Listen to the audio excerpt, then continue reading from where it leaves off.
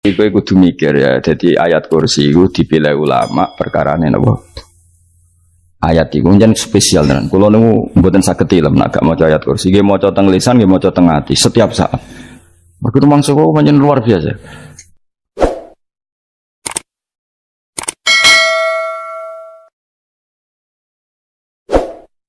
Allahu ta Allah iku Allahu la ilaha illa huwal hayyul qayyum. Al hayyu zat sing urip. Mergo sing gampang bedakno Allah mbek Nabi Isa, ambek berhala, ambek semuanya yang disembah selain Allah adalah kehidupan.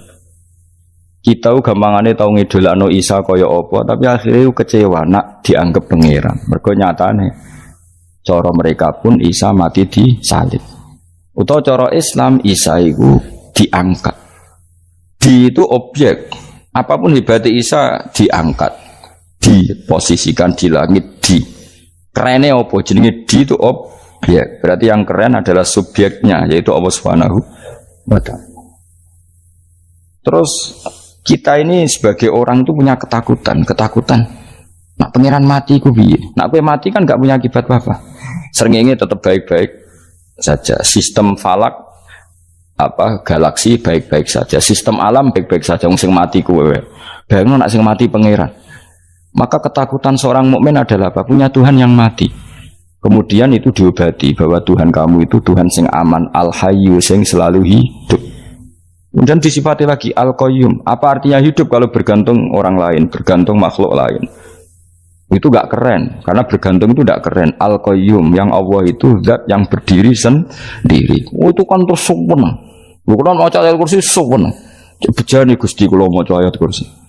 Kowe ora maca iku kasihate mbahmu. Bocah kok. Oh, bocah ora bakat wali. Uteke wis elek. Kabeh dimaterekno. Kasihate apa nek maca ayat kursi? Kasihate mbahmu ngono.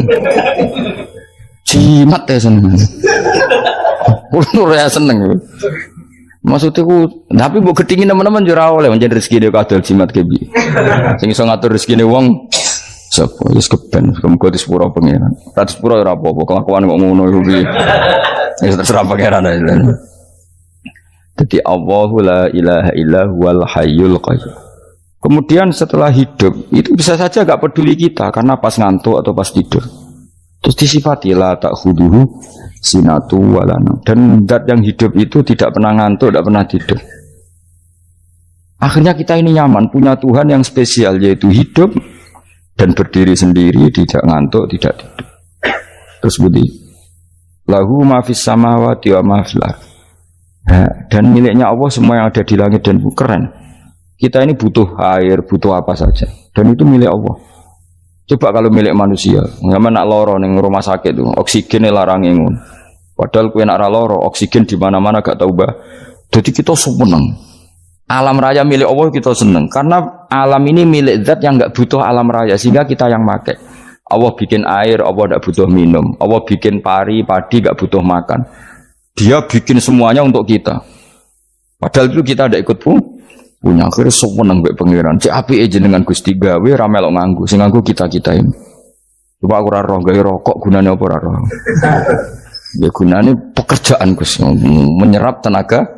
Ya wis sauri-urimu. Sementing kowe roh gunane rokok. Paham nggih? Roh gunane rokok roh carane mandorot kanggo kowe. Dadi padha roe lah sementing. Ya ora apa-apa tapi. Lalu senang berguyon kiai ini. Hanya rawon wong pinter guyon kaya kiai. Wis lalu nekani acara resepsi teng Kudus teng keluarga sarang keluarga ini Lukman. Sing ngisi Habib Umar Mutahar. Semua nang jadi guyonane ning kiai-kiai ora wis kiai-kiai kabeh termasuk Habib Umar. Ada orang kiai rokok. Ini cerita anekdot. Ada kiai rokok. Rokokan ngarepe dokter. Pak Yai, kalau rokok terus nanti kalau mati gimana? Gampang, saya bawa korek.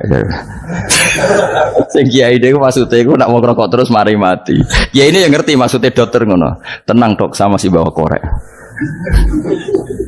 Maksudnya nak rokok mati gak ada Jumat. Jadi gak sambung apa? Nak guyonane Habib Umar, saya sering membaca bahayanya rokok. Saya baca itu. Setelah baca, saya berhenti membaca. Wangan pikirannya setelah membaca bahaya rokok berhenti rokok. Saya sering baca buku atau apa tentang bahayanya rokok. Setelah saya tahu berhenti membaca. Wong spesial, seneng kalau niku bisa nikmati, ya seneng putune Rasulullah, ya seneng guyon. Jadi seneng itu gak kudu mewah, mah. Lah kowe seneng ngenteni di Alphard malah kesel to. Wah, jadi kalau nung di grup kata lah, kiai sing seneng guyon, sing seneng. Mereka kalau khawatir saya umat ini punya kenikmatan lewat jalur maksiat. Mengenai kalau seneng, kiai seneng guyon, bukan seneng papanya. Umat ini punya kesenangan yang tidak maksiat itu saja. Ya tentu ada kiai-kiai yang milihnya ada guyon supaya orang enggak uraan, ya bagus. Wah sementing ikhlas. Wah syaratnya kabeh itu sementing ikhlas, sudah ikhlas. Ya ora kudu spesial ikhlasmu, ya ikhlas biasa lah. Kelas-kelas teril lah sementing apa? Saya sering baca bahayanya orang rokok. Setelah saya tahu bahayanya, maka saya berhenti baca. Wongku kaget kabeh. Mergo pikirane wong wis berhenti rokok ternyata. Mulai saya sering baca bahayanya orang miskin. Setelah tahu bahayanya, berhenti merasakan kemiskinan. Jadi, saya tahu bahayanya neraka. Setelah tahu bahayanya neraka, maka saya berhenti.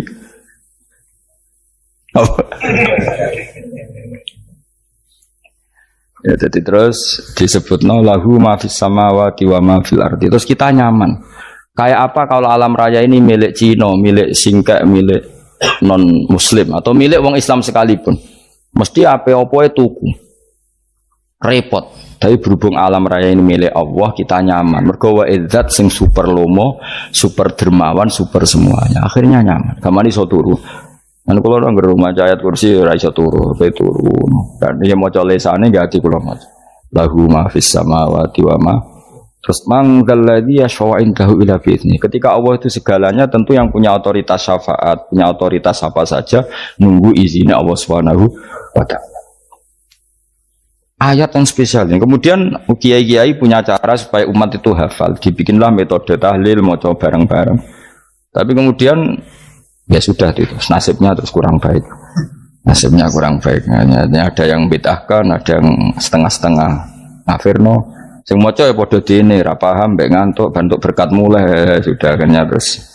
Lah sampean bela bela sing bener wis takok provokator kowe.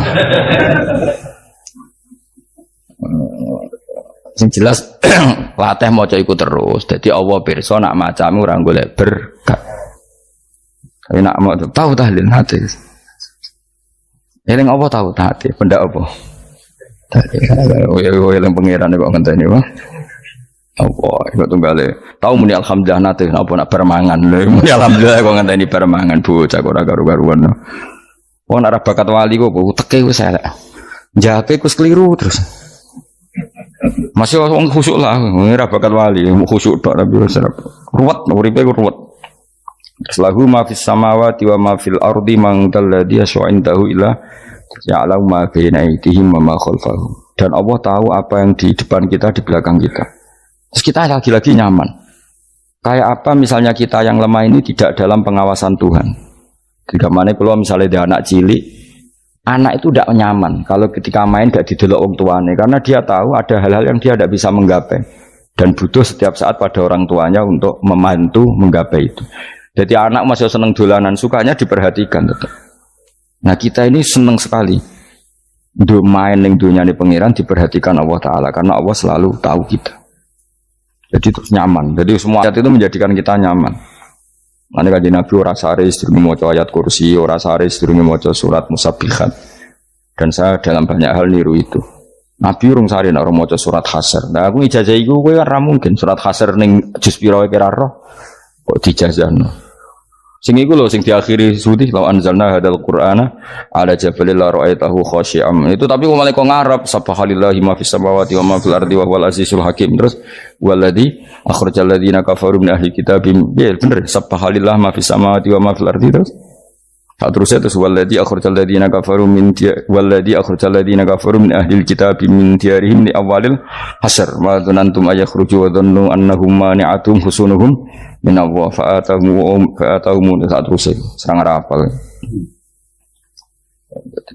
Akhirnya ya itu tadi terakhir apa? Ya'lamu ma baina aydihim wa ma khalfahum wala yuhituna bi syai'in min 'ilmihi illa bima.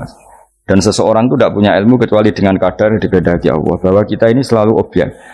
Punya ilmu ya dikasih, punya rezeki ya dikasih, punya apa saja di. Sehingga status kita makhluk, statusnya Allah khalik, statusnya Allah itu memberi, statusnya kita hanya penerima. Itu bahkan termasuk bab ilmu. Bab ilmu itu taunya kita ya hanya diberi. Illa bima wasi'a kursiyus samawati wal ardo, dan kursinya Allah itu meliputi langit bumi, sehingga kita tahu wah keren. Terus wala ya'udu hifdzuma, dan ketika alam raya sebesar ini Allah tidak pernah capek mengurusnya. Ya, sampean tak pasrahi gawe kok ngrumat srengenge. Sampean ngrumat listrik omahmu lho, kadang kabel pedhot, dope pedhot. Iku Allah ngrumat srengenge mulai digawe nganti saiki. Gak tahu mati, gak tahu bayar. PLN itu kon gawe 0, sekian gak tahu rusak setahun kon jamin ora ngara iso. Allah gawe srengenge mulai Nabi Adam nganti saiki ora tahu bengkelno. Oke gak tahu mikir ngono, jen ra wali. Lah srengenge misale error terus pangeran ngumumno, leren sik 3 wulan lagi ditoto. Ya repot dul-dul. Ngono kok ora tahu mikir bocah kok. Lan utek sing anut wali-wali itu teke waras. Duit, ora di duit sumpah, di duit seneng, semua tok pikiran. Ora tahu kagum, mbak seringnya ora tahu bengkel, ora tahu. Mereka emang ora bakat wali, itu teke wis. Innalillahi wa inna ilaihi raji'un. Ngono kok urip ngono. Habis ben urip pancen wong wae apa? Mati rame-rame apa? Untunya nek ora ono ya sepi tenan. Gak ana wong gawa nasa ilfat ngalor gitu. Ngaji sepeda dibayar paham yang mulai apa yang mulai nggak takut ibu juri barang mau kaji mau Gus Pak nerangno apa delok rekamane ate dong tapi aku luwih seneng ngono timbang kowe nyimpulno malah tambah keliru kabeh. Kulo niku paling asline paling ra cocok ngaji disimpulno. Uteke beda kok nyimpulno terus piye. Tapi dilarang piye niate ya seneng tapi didukung mesti keliru. Wong nyimpulno keliru. Mergo mesti nganggo uteke dhewe. Wis ben kok nunggu rame-rame apa. Kulo kadang mikir ya wong. Lah saiki PLN ngurus listrik sa Indonesia iku dibagi-bagi per wilayah.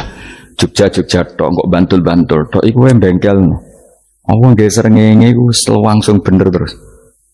Nek wong bosan digawe bengi ben ra ketemu srengenge digenti bulan nek enak. Kok bosan matahari, bosan rembulan ana mendung wis turu. Damuk bojo lah laudan selali. Sekarang itu segampang iku ngatur dunia itu segampang itu. Paham ya? Berarti enak lah pokoknya urip wis enak. Pokoke kabeh anut pangeran wis enak. Wala yautu hifdzuhuma wa huwal aliyul azim terus turu. Semun Gusti wa tak tilem seteng dunya baik-baik saja. Sowan nang mbek pangeran. Ah, lha maca ngono kok ngenteni kundangan. Kok kon dadi wali kuwi. Nah sing ora hafal ayat kursi terus ngritik. Ora hafal. Bid'ah ngono. Wis hafal lose wis darah di bitalas penting kowe hafal ayat kursi sik. Hafal? Ndak. Kayak apal sih terus lagi bid'ah ora apa-apa. Jadi mereka ngono. Kayak kula misalnya bid'ah ora untuk bener, mereka ora tahlilan dah yo maca. Kula yo bingung ngadepi jenengan belondi padha ora jelas sih. Yo ayat kursi ku waca. Nah tentu ayat yang seperti ini kan enggak mungkin kualitasnya setingkat nyuwun sewu ayat waqulu wasrobu. Makanya banyak ulama sama delok teng ngene itkon teng kitab-kitab tetap ada ayat sing spesial, ada ayat sing spesial tapi tentu enggak sekelasnya. Jangan kamu katakan atas bawah nanti suul adab bekala muwah, tapi tentu spesialnya ayat kursi itu tentu super karena menerangkan Allah sendiri. Sementara beberapa ayat menerangkan hak kita sebagai manusia, misalnya waqulu wasrobu, tentu kualitas fadhilnya beda. Tapi jangan katakan klasmen, jangan karena kurang sopan dengan kalam wah, tapi tetap beda. Makanya Nabi ngendikan ayat 3 apa loco, nabi turu woco di mana-mana woco. Nabi begitu bangga dengan ayat kursi. Akhirnya kena bakul ditulis didol. Paham apa? Ditulis didol. Baru kayak didol ya kayak hikmah akhirnya dipasang ning ruang tamu. Akhirnya ketara iki wong Islam bera Islam baru kayak ayat kursi. Pokoknya berpikir positif bae. Wah berarti si rumah Islam bukti nopo ono ayat kursi. Lho kula nu beberapa kali diselametno ayat kursi. Kula nak ning perjalanan marung. Itu kadang yang merasa nyaman mergo ning warungnya ono ayat. Wah berarti Islami lah. Ora kuwatir iki ono daging celeng, tetep nulung ngoten. Ya ini jujur mawon kula niku tetep asobia. Artinya nak ning perjalanan sing gak jelas lor kidule ora ro daerah kok marung ono ayat kursi. Paling ndak kan orang ini punya etika. Kira-kira ora bakal apa? Jualan daging babi lah misalnya. Ya tetap bantu lah tetap. Umpamane terus dikei nggon salat.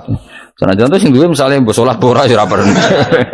Ya aja suudon ngono wis anggap ae mosok masang ayat kursi kok. Ya sih gitu. Kan lumayan ada perangkat yang itu. Akhirnya bakule payu ayat kursi ini sing di omah ya payu promosi nek iki Islami sing blonjo ya nyaman wis padha enake lah. Ayat kursi ini sing ngenes mergo tinggo. Ya tapi ya ndak lah. Nak niate ngono ya tapi ya ayat kursi tetap mulia dengan dirinya sendiri. Kulo nu seneng tenan mbek jeneng ayat kursi ya. Ya tadi kekhawatiran kita punya Tuhan yang tidak sempurna itu terjawab bahwa Tuhan kita super sempurna. Jadi kulo bayangno grepe turu nyen seneng. Senenge wae Gusti nak kula turu iku langit bumi gak masalah. Bayangno nak pangeran sing turu, sistem Tuhan hancur. Makanya syaratnya jadi Tuhan bala takhudhu sinatu wala. Padahal kita menyaksikan Nabi Isa turu. Beberapa yang dituhankan selain Allah turu ngantuk. Bayangno misalnya kowe pas donga sing mbok dongani turu. Nah, kan kacau. Makanya Allah mensifati dirinya dan itu memang fakta la takhudhu sinatu wala nam. Allah ora tau ngantuk, ya boten ate. Akhirnya sewenang kita sewenang banget mbek pangeran dengan sifat-sifat seperti itu. Akhirnya raditu billahi napa rabba wa bil islami din. Al-Islamu siji Islam Al-Qur'an lan Qur'an Muhammadun Rasulullah. Wa yang bagilan saya celana ketika kita anak kula enten ngucap kita fi kulli yaumin raditu billahi napa rabba wa bil islami din. Raditu ridho ingsun billahi lan rabban sebagai pangeran. Aku ridho banget, seneng banget Allah sing dadi pangeran. Muga mau pangeran liyane Allah ya kacau tenan.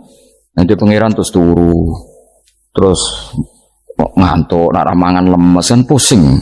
Apapun hebatnya Nabi Isa misalnya buat pangeran ya pusing. Kadang pas sare, dungani tenan juga boleh pas apa? Itu ribet mah. Tapi kita di pangeran sing la ta'khuduhu sinatu wala nabil islami dinan. Wa Muhammadin sallallahu alaihi wasallam rasulan wa nabiyan wa bil Qur'ani hukman wa imam.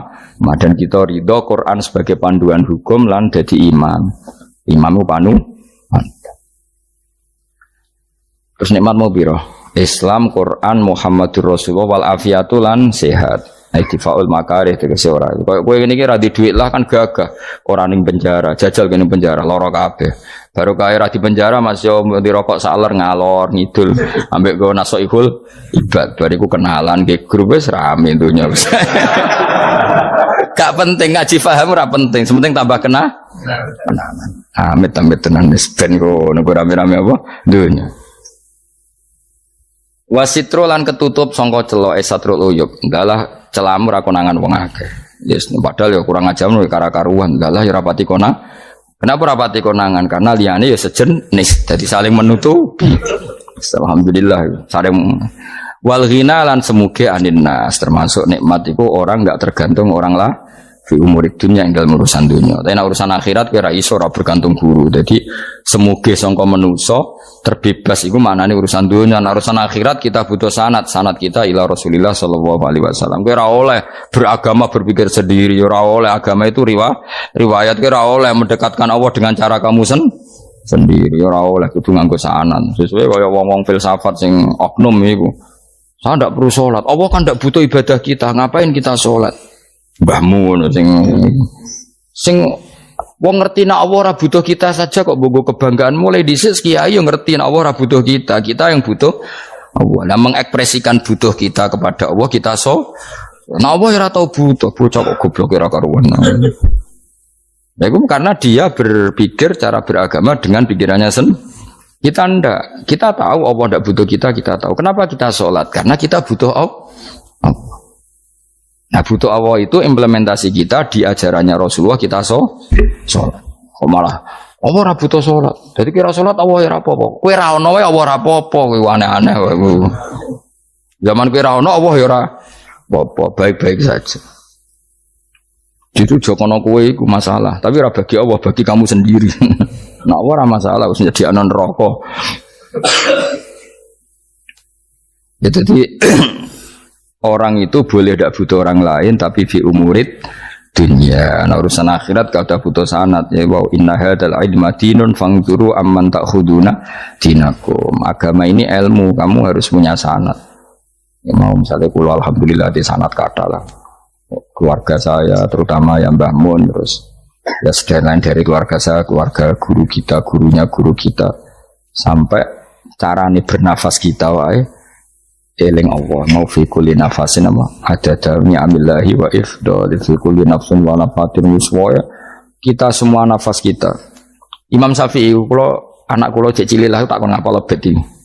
Karena apa ya? Jangan kira Imam Syafi'i terus koyo kowe mau belajar fikih mboten. Imam Syafi'i nak ape turu niku kula apal beberapa syairnya Imam Syafi'i. Makanya saya tambah seneng ambek jeneng Imam Syafi'i. Jadi beliau nak ape sare iku apa? Qalbi bi rahmatika wa humma dzu'unusi fis sirri wal i'lani wal fis sirri wal jahri wal i'lani wal khalasi. Terus-terusan itu wa ma taqallabtu min naumi wa fi sinati illa wa dzikruka bainan nafsi wan nafasi. Jadi wa ma taqallabtu lan ora molak-malik ingsun. Cara wong Jawa iku apa? Wong turu ra iso-iso apa jenenge?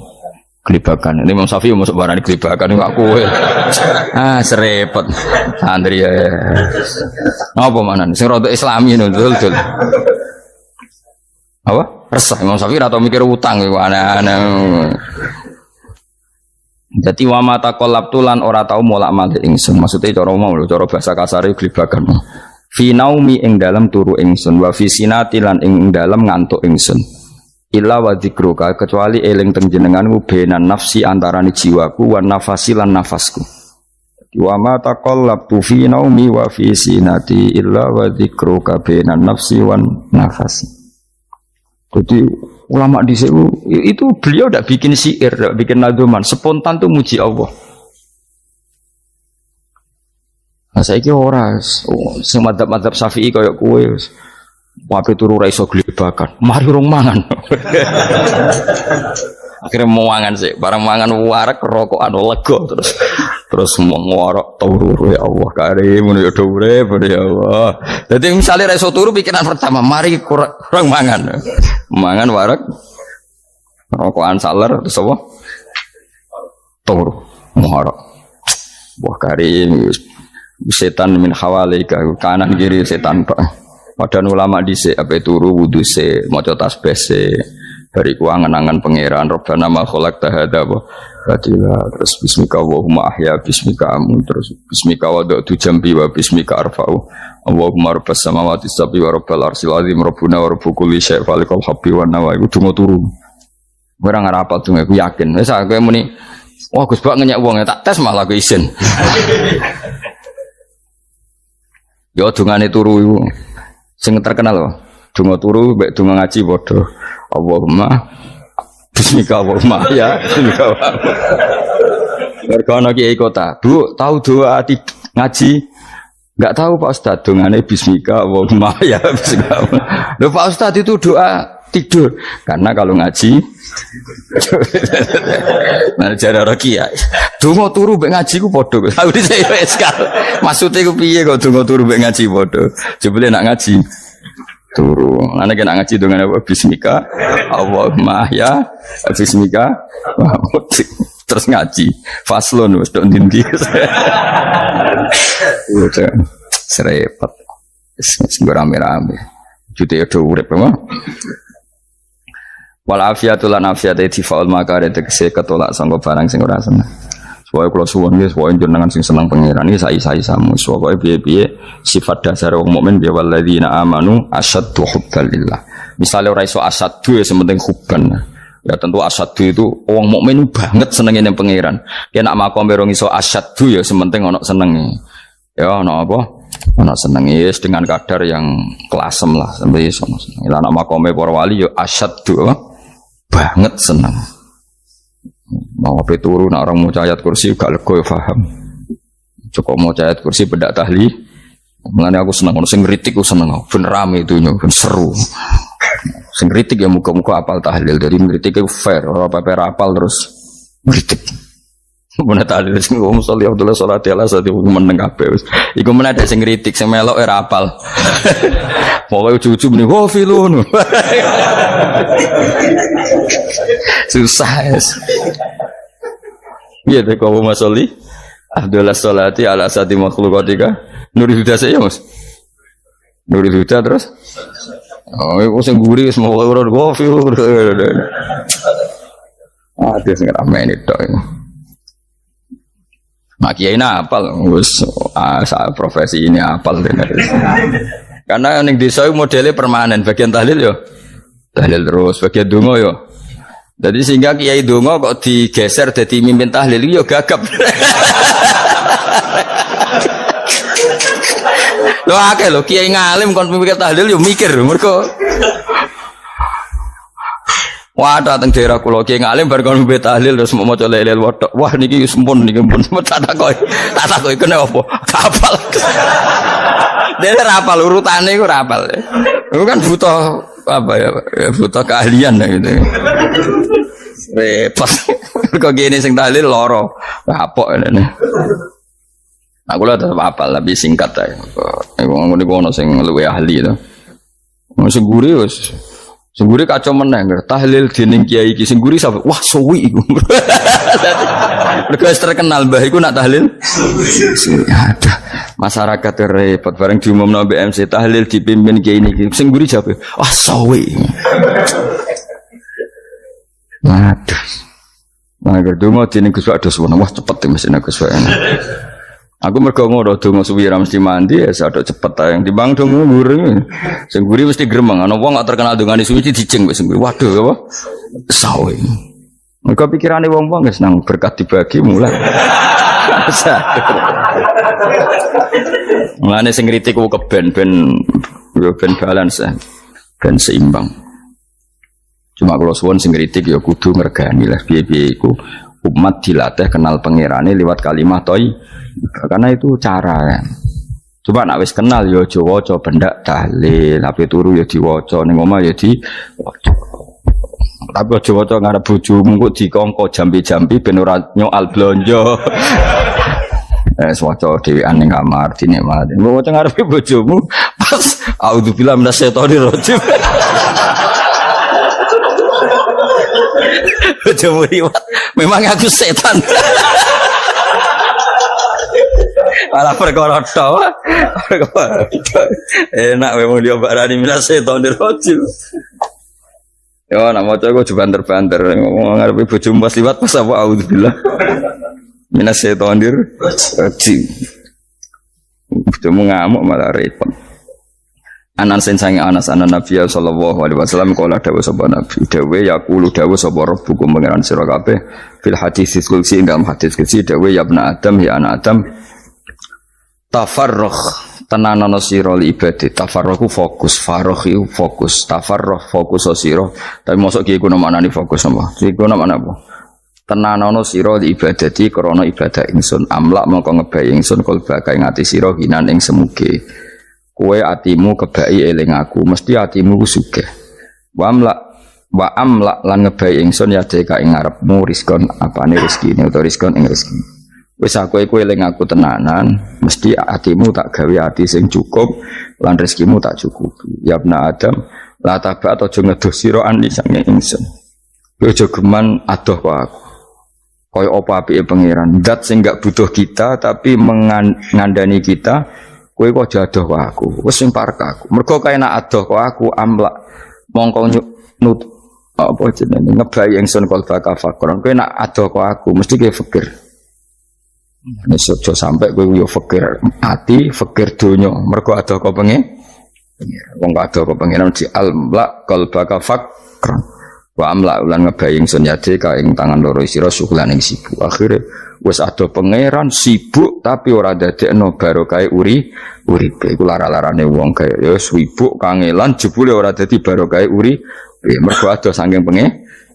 Ruang riwayat hadis sobat Tabrani Imam Tabrani wal Hakim.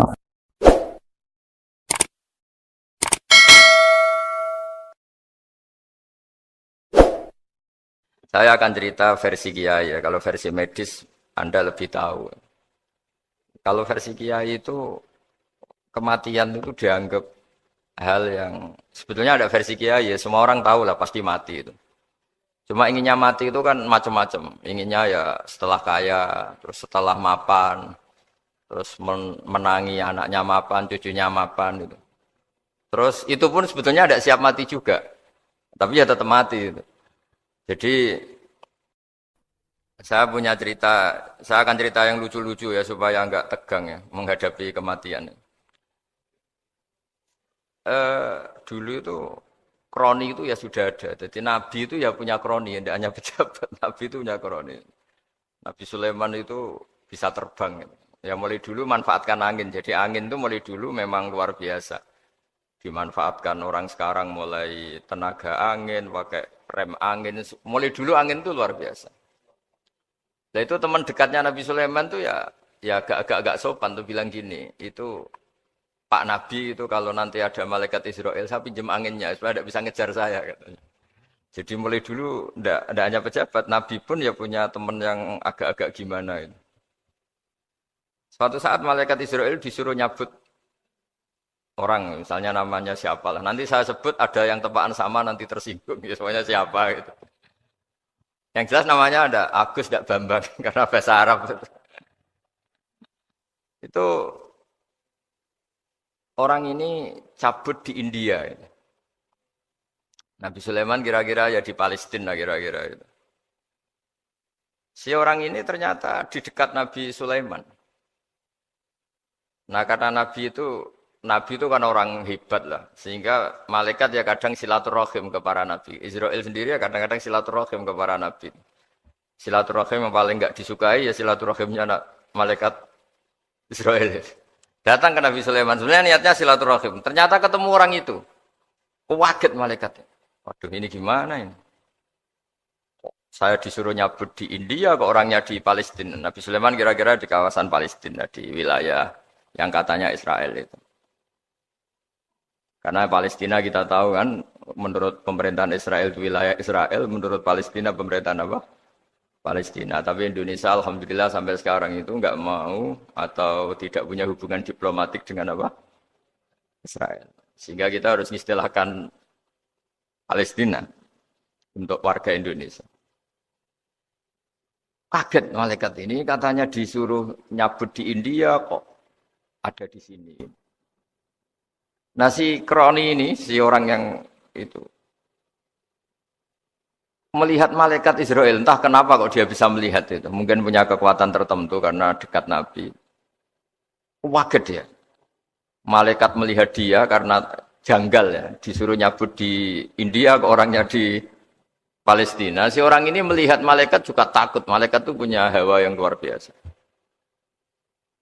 Akhirnya bilang ke Nabi Sulaiman, ya Nabi Allah tolong pinjemin saya angin untuk saat ini juga saya bisa terbang ke India. Dipinjemin sama Nabi Sulaiman. Akhirnya orang itu sampai ke India. Dikira angin itu sudah segala-galanya sampai India. Terus malaikat senyum, seneng dia. Wah ini sesuai protokol. Karena andai kan orang itu tetap di situ, malah malaikat gak berani ngambil. Karena prosedurnya harus ngambil di India. Jadi andai kan dia tetap diam di situ, sebenarnya malah gak masalah. Karena gak sesuai apa? Panduannya harus karena dia terbang di India, malaikat itu nyusul ya terus diambil karena sesuai apa? Ya sesuai perintah harus memang diambil di India. Nah, kemudian saya akan memang dipesenin untuk memperkuat apa ya, nakes, teman-teman semuanya lah pasien. Tapi saya cerita dimulai dari yang seperti ini. Ini saya sengaja karena memang ya hidup itu seperti inilah. Pasti kita semua akan mengalami kematian. Cuma inginnya kita ya hidup itu ya sehat. Ya, terus kalau mati itu ya tidak punya utang karena berat nanti utang. Saya tidak tahu fikihnya itu. Kalau utang pribadi itu hisabnya berat. Kalau utangnya lembaga itu gimana ya? Dihitung salahnya direkturnya, apa dihitung salah karyawan yang minta naik apa? Gaji. Saya tidak tahu kayak utangnya Indonesia itu yang disalahkan itu menterinya apa presidennya, apa yang selalu mengajukan gaji 13. Tidak tahu itu karena di kitab tidak dibicarakan tuh, yang dibicarakan utang-utang apa? Pribadi ya. Kalau yang utang-utang lembaga negara itu nanti tak tanyakan malaikat auditornya ini gimana cara apa? Itu yang disalahkan menterinya, apa presidennya, apa direkturnya, apa pengajuan proposal itu. Nah, singkat cerita itu kalau ngadepin kematian atau sebenarnya yang ngadepi kehidupan juga kita ini. Inna sholati wa nusuki wa mahyaya wa mamati lillahi rabbil alamin. Saya bicara ilmunya kiai. Misalnya si A itu sebenarnya sudah ditulis dia mati karena kecelakaan. Yang satu ditulis mati karena sepuh, karena tua. Yang satu mati karena tersedak, yang satu mati karena ngelindur. Mungkin yang satu mati karena tenggelam. Sehingga sebetulnya andaikan kita melihat Loh Mahfud, kita ini ya naif. Saya berkali-kali ngaji bilang, kadang kita ini takutnya sampai angking takutnya dari motor ngelamun, gara-gara ngelamun gitu. Andaikan malaikat itu kok suka bully, tawain gitu. Kamu catatannya kecelakaan kok yang kamu takuti apa? Covid. Yang sejarah misalnya kita pernah hidup menanamkan kebencian sesama terus ke bawah. Anak cucu kita dikandani jogeman cocok wong iku musuhnya bapakmu, mbahmu itu. Sehingga anak cucu itu dendamnya diwariskan. Wong dendam kok dia apa? Wariskan. Termasuk utang itu. Ketika kita jabat ingin rumah sakit ini mewah, pikiran yang kok isdadi, aku seleren semikir direktur berikutnya. Itu tidak tahu itu nanti hisapnya ke siapa. Saya ulang lagi ya. Maka dalam satu ayat dikatakan laqad kunta fi ghaflatin min hadza fakashafna anka ghita'aka fabasarukal yauma hadid. Manusia ketika di dunia itu dianggap tidur. Tidur itu dengan tanda kutip itu bodoh. Bodoh itu tidak tahu. Fakashafna anka ghita'aka. Nanti setelah kamu mati itu pinter. Tapi ketika Anda pinter sudah meninggal, sudah tidak bisa memperbaiki kesalahan-kesalahan kita. Nah, kenapa kita dikatakan sekarang ini tidur? Karena kita ini sering menyaksikan sesuatu yang sebetulnya tidak ada hubungannya dengan kita. Tidak ada hubungannya dengan kebutuhan kita. Misalnya kita ngelamun, berkhayal, ingin hidup kaya raya, sejahtera, jabat, orang lain anak buah semua. Ternyata itu nggak penting ketika kita di akhirat. Yang penting adalah Anda meninggal dalam keadaan menghamba kepada Allah Subhanahu wa Ta'ala. Saya berkali-kali ngaji kalau saya berkali-kali bilang, andaikan hati kita nanti direkam Allah, nanti di akhirat sudah direkam. Orientasi kita direkam nanti. Pak Agus misalnya ingin punya mobil, punya rumah mewah, punya apa. Terus orientasinya gitu. Di depan Tuhan yang menyuruh kita, mensyariatkan kita, inginnya itu ya jadi hamba Allah terbaik, jadi kekasihnya Allah, jadi hamba yang bersujud, dari hamba yang bersedekah. Jadi ini kan tidak sambung, ada cita-cita versi Allah yang dianjurkan Allah, yaitu bercita-cita jadi hamba yang soleh, yang bermanfaat, yang memanfaati orang banyak. Kemudian ini ada cita-cita yang hadzun nafsi, ingin mapan, semua orang anak buah.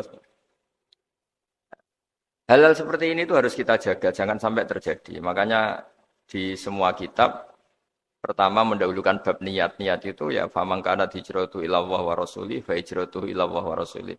Orang baik itu orang yang orientasinya itu menuju Allah Subhanahu wa Ta'ala. Lalu yang kurang baik adalah orang yang orientasinya itu ya harta, perempuan, pokoknya inginnya itu hal-hal yang kepentingan dirinya sendiri. Nah lalu kenapa kita kadang tidak tahu? Ya tidak tahu itu karena tadi, kita kalau tidak wiridan itu tidak punya efek samping. Kan? Tapi kalau kamu nggak punya uang kan terus lemes. Karena ngerti itu terus uang itu penting, wiridan tidak penting. Nah dari kesimpulan itu sebenarnya kita menjadi bodoh. Karena menjadi bodoh ketika Anda meninggal ternyata uang ini gak penting, wiridan ini penting. Tapi tahu kita terlambat setelah kita meninggal. Nah di sini saya ingin mengingatkan apapun kondisi kita yang jelas itu ingat selalu kepada Allah Subhanahu wa taala. Caranya ingat gimana? Kata Nabi, kamu bayangkan musibah yang lebih ekstrim. Kamu akan tahu yang kamu alami itu ahwanu wa aisar. Yang kamu alami itu ringan sekali. Ringan seringan-ringannya. Saya beri contoh ya. Kalau Anda belajar, kalau dalam bahasa pondok itu falak. Mungkin kalau bahasa umum itu apalah, ilmu apa. Misalnya orang ahli meteor. Ahli apalah, ahli perbintangan. Ketakutannya pasti benda langit ini jatuh, kemudian menimpa bumi. Nanti kalau Anda ahli biologi itu takutnya bumi ini likuifaksi karena sumber daya alamnya sudah begitu dikeruk, dimanfaatkan. Nanti yang ahli teroris atau yang ahli ekstremis itu takutnya itu ada teroris. Yang ahli sosiologi takutnya Indonesia itu chaos. Kalau chaos ya saling bunuh, saling apa. Jadi semuanya ini ketakutan ini semuanya mengarah terhadap kematian. Kecelakaan lalu lintas ya menjadikan orang mati. Likuifaksi kayak kemarin di Sulawesi ya iya, gunung meletus, gempa, tsunami. Nah ketakutan yang menjadikan kematian sebenarnya banyak. Kalau baru tsunami aja ya orang takutnya ke tsunami. Nanti kalau ada kematian gempa ya takutnya gempa. Kalau temanya COVID ya takutnya COVID. Terus kalau ada tetangga mati karena ngelindur ya baru gue nak turu hati-hati nggak nak mati ngelindur. Jadi, nah masalahnya kan kita tidak tahu, nggak tahunya itu. Ya tadi takutnya COVID ternyata catatannya itu mati kecelakaan. Takutnya kecelakaan ternyata matinya itu ngelindur. Kan kita tidak pernah tahu. Dari tidak pernah tahu itu kemudian agama datang dengan anjuran sudahlah kamu tawakal bahwa semua urusan kamu di tangan Allah Subhanahu wa taala. Inna sholati wa nusuki wa mahyaya wa mamati lillahi rabbil alamin la syarikalah. Yes, ibadah kita, salat kita, hidup kita, mati kita semua di tangan Allah Subhanahu wa taala. Sehingga dengan berpikir begini ini melihat COVID itu ya kayak melihat potensi kematian yang lain kayak karena gempa, likuifaksi, kecelakaan, karena ngelindur, karena macam-macam. Kenapa saya membuat atau menyarankan ya supaya orang berpikir demikian, supaya bersyukur bahwa kita ini dihimpit, disekelilingi penyebab kematian tadi. Kalau kita ahli meteorologi mungkin takutnya itu asteroid jatuh, terus kemudian meteor jatuh yang nggak habis digesek oleh sistem alam, terus macam-macam. Yang ahli gempa juga takutnya gempa, yang ahli tsunami takutnya tsunami, yang ahli sosial takutnya Indonesia chaos, kemudian saling apa? Bunuh, saling apa, dan sebagainya, dan sebagainya. Nah, dengan keadaan seperti ini, kita ini baik sekali. Bukan sekedar baik, baik sekali. Kita tidak mengalami chaos sosial, kita tidak mengalami likuifaksi, kita tidak mengalami benturan benda langit di bumi kita. Karena itu sekali terjadi, bukan 1-2 lagi, tapi habis seluruh Indonesia, mungkin seluruh dunia. Nah, di sini cara Allah membuat kita selalu bersyukur bahwa hal-hal itu tidak terjadi. Jadi ada sebuah ayat yang Allah selalu mengingatkan, Aamintum man fis sama ayakhsifa bikumul ardo fa idza hiya tamur. Kamu boleh sekali-kali berpikir, bumi ini justru potensinya itu likuifaksi, potensinya itu hancur karena di bawah itu ada magma, ada apa minyak, ada macam-macam. Ini kan di bawah ini kan ngerongkong cara Jawa itu karena diambilin terus. Piro-piro diambil ya ini ya ono masih bisa dipakai. Belum sistem bumi sendiri wafil ardi kita mutajawirat, bumi sendiri itu berupa lempengan-lempengan. Setiap saat itu potensinya geser, sekali geser ya jadi gempa itu. Terus belum benda langit yang potensinya juga jatuh, sekali jatuh ya habis kita. Jadi yang kita ini dikepung sekian potensi yang bisa menghancurkan kita. Tapi nyatanya mulai Nabi Adam sampai sekarang itu ada kehidupan, ada khayal. Sing Joko yang kepengen payu rabi. Mungkin sing wis payu rabi ya mbah kepengen mbah roh. Macam-macam lah. Tapi yang jelas itu wong dikepung kematian kok ya khayalnya masih tinggi gitu. Lah enggak pernah ngayal ya orang yang utang ditagih itu, gak kober ngayal. Soalnya wedine tanggal kredit itu. Tapi ini saya cerita supaya orang Indonesia itu ngerti lah bahwa yang ngepung kita itu tidak hanya COVID. Banyak. Makanya orang Arab itu kalau ngendikan itu wa man lam yamut bisayfi mata bi ghairihi ta'addadatil asbab wal maut wahidu. Karena orang Arab itu kan dulu Arab sebelum Islam itu kan satu kabilah nyerang kabilah yang lain. Wah itu kan harus butuh orang-orang tangguh. Karena dulu sistem rizkinya ya kayak sistem Indonesia dulu lah. Kerajaan ini nyerang ini supaya satu kerajaan punya eksistensi harus mengalahkan kerajaan yang lain. Bahkan cerita-cerita itu sama lah di Indonesia di mana-mana. Nah itu pemuda-pemuda yang gagah berani itu karena punya pegangan tadi. Wa man lam yamut bisayfi toh mata biwirihi. Kalau kamu tidak mati di medan perang ya tetap aja mati juga. Sehingga mereka kendel gitu kata cerita orang dulu. Ta'addadatil asbab wal maut wahidu. Sebab kematian bisa macam-macam, tapi kesimpulannya tetap saja namanya mati. Lalu Islam itu mengajarkan aksiru min dzikri hadhimil ladzat. Kamu harus banyak ingat mati. Tapi uniknya Islam itu menyuruh ingat mati itu disuruh justru semangat hidup. Karena kita butuh bekal itu. Jadi kalau kamu ingat mati itu jangan terus loyo, terus nunggu takdir mati itu enggak, malah disuruh semangat. Nah, tenaga medis semangat mengobati pasien. Yang pasien juga semangat mensupport dirinya supaya punya keberanian hidup. Orang Jawa nunggoni anak, nunggoni putu. Kalau saya sebagai kiai ya nunggoni santri, nunggoni umat. Jadi ingat mati itu justru dengan cara mencintai hidup. Karena hidup ini adalah bekal kita untuk sanggup ketemu Allah Subhanahu wa taala. Kadang-kadang bekal itu mudah sekali. Ada orang nakal gara-gara minumin anjing yang baru haus, sama Allah dimaafkan. Ada orang yang pulang dari tempat kerjanya, ada duri di tengah jalan, disikirkan takut kena orang, diampuni Allah, akhirnya menjadi ahli apa? Surga. Ada orang yang kerja untuk orang tuanya, kemudian orang tuanya dicukupin menjadi ahli surga. Bahkan ada ahli surga itu ceritanya itu, tapi ini jangan dicoba. Ada orang sudah jelas niat, nyon sewu niat zina. Sudah tinggal itu terus mikir dia. Saat itu takut Allah gak jadi. Barokahnya gak jadi langsung dia jadi ahli surga. Sarannya gak jadi loh ya. Tapi ya tidak usah dicoba. Itu kalau keterusan masalah. Jadi Islam itu menganjurkan ingat mati tapi justru dengan cara mencintai kehidupan. Karena yang jadi referensi Allah nanti di akhirat adalah perilaku kita, amal kita zaman apa? Hidup. Jadi disuruh ingat mati tapi justru dengan cara sangat mencintai apa? Kehidupan. Lalu yang dinamakan kehidupan itu apa? Ya kita-kita ini, ada yang mengkhidmati agama, mengkhidmati orang sakit, mengkhidmati itu ya berbakti, membantu, ada yang nata lalu lintas, ada yang nata keamanan, kayak Pak Polisi, ada yang nata keuangan, kayak Kemenku, macam-macam. Semuanya harus kita cintai profesi-profesi yang oleh Islam dianjurkan untuk kita nekuni itu. Jadi saya mohon lewat cerita ini orang itu tidak fokus takut COVID. Kasihan COVID kan jadi tersangka pembunuh sini. Padahal di kampung-kampung orang lugu-lugu yang saking nggak ngertinya itu kalau dikasih sumbangan itu katanya itu salam ning COVID matur nuwun. Itu ribet kalau orang lugu-lugu itu. Dikira COVID itu satu makhluk atau manusia yang apa? Nyumbang itu. Jadi saya mohon semohon-mohonnya, minta seminta-mintanya sampean harus ngitung nikmat lah. Dengan sistem meteor seperti itu di langit tidak jatuh ke kita. Sistem bumi yang sudah ngerongkong gini tidak likuifaksi. Terus di dunia ini banyak kimia, banyak racun. Itu kalau misalnya meledak kemudian dibawa angin, mungkin matinya lebih massal. Ternyata semua itu tidak terjadi. Artinya nikmat yang sekarang kita dapatkan, kita nikmati sekarang itu jauh lebih besar ketimbang ketakutan kita.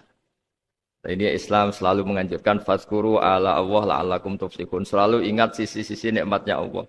Kamu jangan hanya sisi wah kita dikepung Covid, kita punya istri judes, punya anak enggak nurut, punya atasan sadis, punya anak buah enggak loyal. Kalau gitu terus ya kamu enggak berani hidup. Yang diingat masalah terus. Itu salah, hidup seperti itu salah menurut Islam. Yang Islam menganjurkan fazkuru ala Allah, kamu ingat sisi-sisi nikmatnya Allah, bukan sisi-sisi kita hidup itu diuji. Saya punya sekian cerita ulama-ulama yang unik, yang punya nasihat itu. Jadi ada orang kaya raya, dulu temannya banyak, anak buahnya banyak. Suatu saat dia miskin terus gak ada yang berkunjung. Terus dia ngeluh, curhat ke ulama itu. Ketika saya kaya yang berkunjung banyak, ketika saya miskin kok nggak ada yang berkunjung. Kurang ajar betul teman-teman saya. Terus kata kiai itu lucu kalau yang ada nih. Ya bagus gitu dong ketika Anda miskin tidak ada berkunjung. Loh kok bisa? Ya misalnya kamu sekarang jadi buruhnya orang, pas disuruh-suruh, dibentak-bentak, terus teman kamu udah datang, malah kamu jadi tontonan. Toh. Mendingan nggak udah datang, jadi kamu ketika buruh orang nggak malu, karena teman-teman kamu sudah tidak datang. Ya Alhamdulillah kalau gitu ya. Jadi dulu, satu hal yang dia dulu nganggap problem, loh ya kan, kalau kamu misalnya dulu kaya, temannya banyak, jabat, terus yang takut banyak. Ketika sudah miskin, Yun Sawu jadi buruhnya orang, disuruh-suruh. Terus teman kamu tetap do datang. Siap nggak Anda? Siap datang apa siap tidak datang? Lebih siap tidak datang sebetulnya kan? Karena nggak jadi tonton. Akhirnya dia sadar. Ya gitu kalau dikeluhin, istri saya ini judes, ya sering marahin gini-gini. Ya bagus dong marahin kamu. Kalau marahin tetangga malah masalah. Coba kamu punya istri kalau marahin orang lain, pusing nggak? Mendingan marahin. Jadi pokoknya dilatih terus. Lama-lama dia bersyukur. Nah termasuk cara kita melihat kehidupan. Ada doa Rasulullah SAW yang luar biasa. Ya Allah, jadikan kehidupan ini sebagai penambahan saya untuk berbuat baik. Wal mau tarohatan li min kulli syarrin. Kalau saya engkau takdir mati ya anggap mawon ini mati itu berakhirnya semua potensi keburukan saya. Orang itu kan potensinya dua, buruk betul atau potensi buruk. Mungkin sekarang kita tidak korupsi, tapi saja suatu saat kita korupsi. Mungkin sekarang kita tidak salah, suatu saat potensi salah. Dan mati itu mengakhiri itu semua. Makanya saya berkali-kali cerita kalau ngaji, kalau orang-orang alim NU itu kalau ada bajingan mati tetap dia seksa ini baik dia. Itu tetangganya enggak mau semua. Wong bajingan kok darani baik. Tapi kiainya ngotot. Harus disaksikan kalau ini baik. Akhirnya mereka bilang ya baik-baik. Padahal di hati kiainya sudah tidak bisa garong lagi, tidak bajing lagi. Ya baiklah gitu. Jadi sehingga orang-orang soleh itu melihat hidup itu ya biasa, melihat mati itu biasa. Karena hidup adalah sarana kita menambah kebaikan dan mati adalah akhir dari segala keburukan kita atau potensi keburukan kita. Jadi Islam itu mengajarkan kita gimana menghadapi kehidupan, juga gimana menghadapi apa? Kematian. Jadi saya ulang lagi itu ajaran-ajaran Islam yang luar biasa. Jadi ij'alil hayata ziyadatan li fi kulli khairin wal mauta rohatan li min kulli syarrin. Jadi hidup menambah kebaikan, kalau kita mati anggap saja mengakhiri semua buruk kita kalau kita sedang buruk atau potensi keburukan.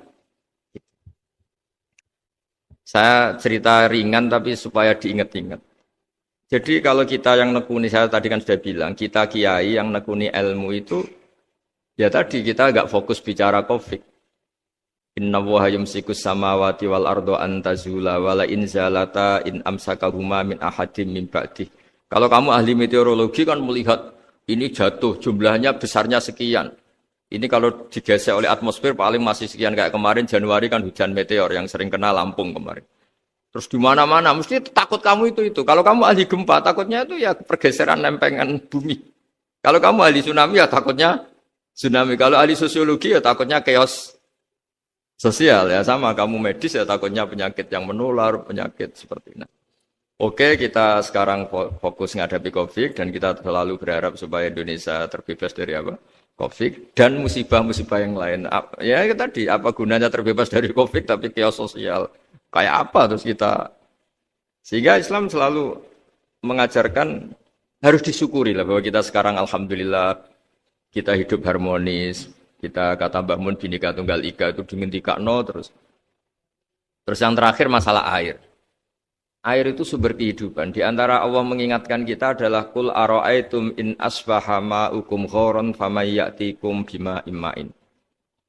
Bumi ini kan bawahnya ada magma, terus ada air.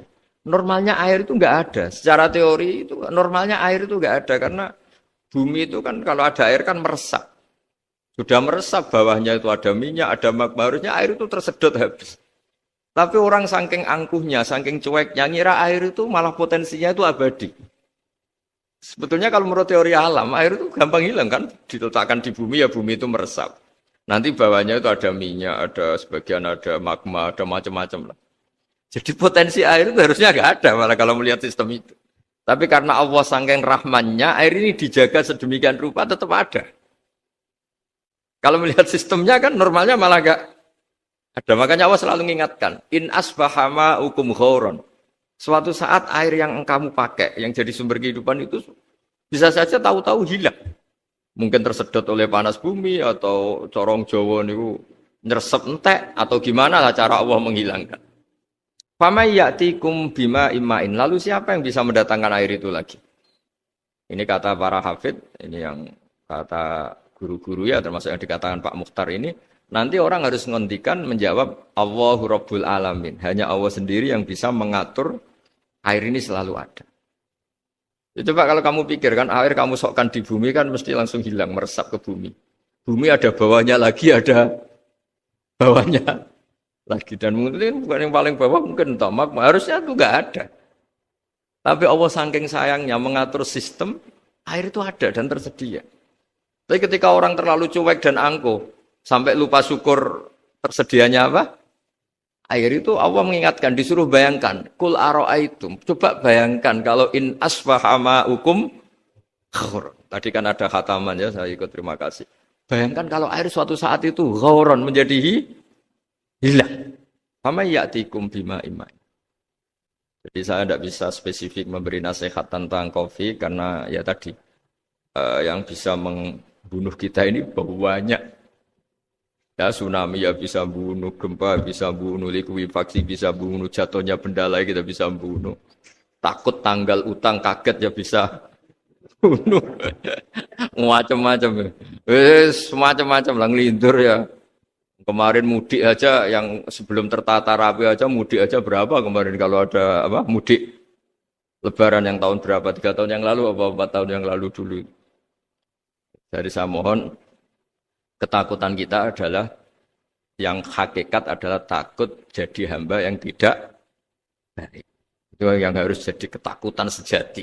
Takut kita di mata Allah tidak jadi hamba yang baik sehingga kita jauh dari Allah Subhanahu wa ta'ala. Karena cita-cita terbesar kita dan cita-cita terbaik kita adalah jadi hamba yang diridhoi Allah Subhanahu wa ta'ala. Sebaliknya ketakutan kita sejati adalah takut su'ul khotimah, takut jadi hamba yang tidak baik. Kita inginnya adalah assalamu alaina wa ala ibadillahis sholihin. Yang berhak mendapat keselamatan dunia akhirat adalah orang-orang atau hamba-hamba yang soleh. Ya tadi untuk menjadi soleh itu gampang di Islam itu. Tenaga medis, nolong pasien ya ibadah. Pasien husnudzon sama dokter ya ibadah. Mengelola hidup, ingin hidup ya ibadah. Anak ngurus istri ngurus. Pokoknya anak yang ngurus keluarganya juga ibadah. Semuanya itu di Islam itu asal tidak maksiat itu dianggap apa? Ibadah. Dan untuk orang menjadi kekasihnya Allah kayak tadi. Ada orang yang karena ngerawat hewan dijadikan walinya Allah. Menghilangkan apa duri atau pengganggu di jalan jadi kekasih Allah. Itu cerita-cerita itu semuanya ringan. Bahkan tadi ada yang cerita sekedar ingin maksiat dan tidak jadi. Dalam Islam itu kan gitu, orang yang merencanakan maksiat kemudian tidak jadi, itu ditulis pahala. Jadi gampang sekali untuk menjadi orang soleh dalam apa? Islam. Kalau tidak bisa itu semua kata Nabi takufus syarroka anin nas fa inna sadaqatun minka ala nafsik.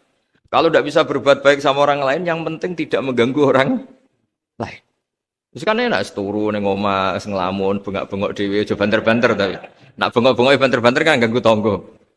Itu asal tidak ganggu orang lain, takufus syarroka anin nas. Kamu jangan sampai efek buruk kamu berakibat pada orang lain. Itu juga fa innaha sadaqatun minka ala nafsik. Itu ya bagian dari sedekah kamu.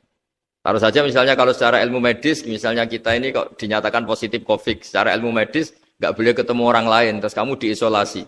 Kamu niatin ketika diisolasi itu tidak menularkan bahaya kepada orang lain. Itu juga ibadah.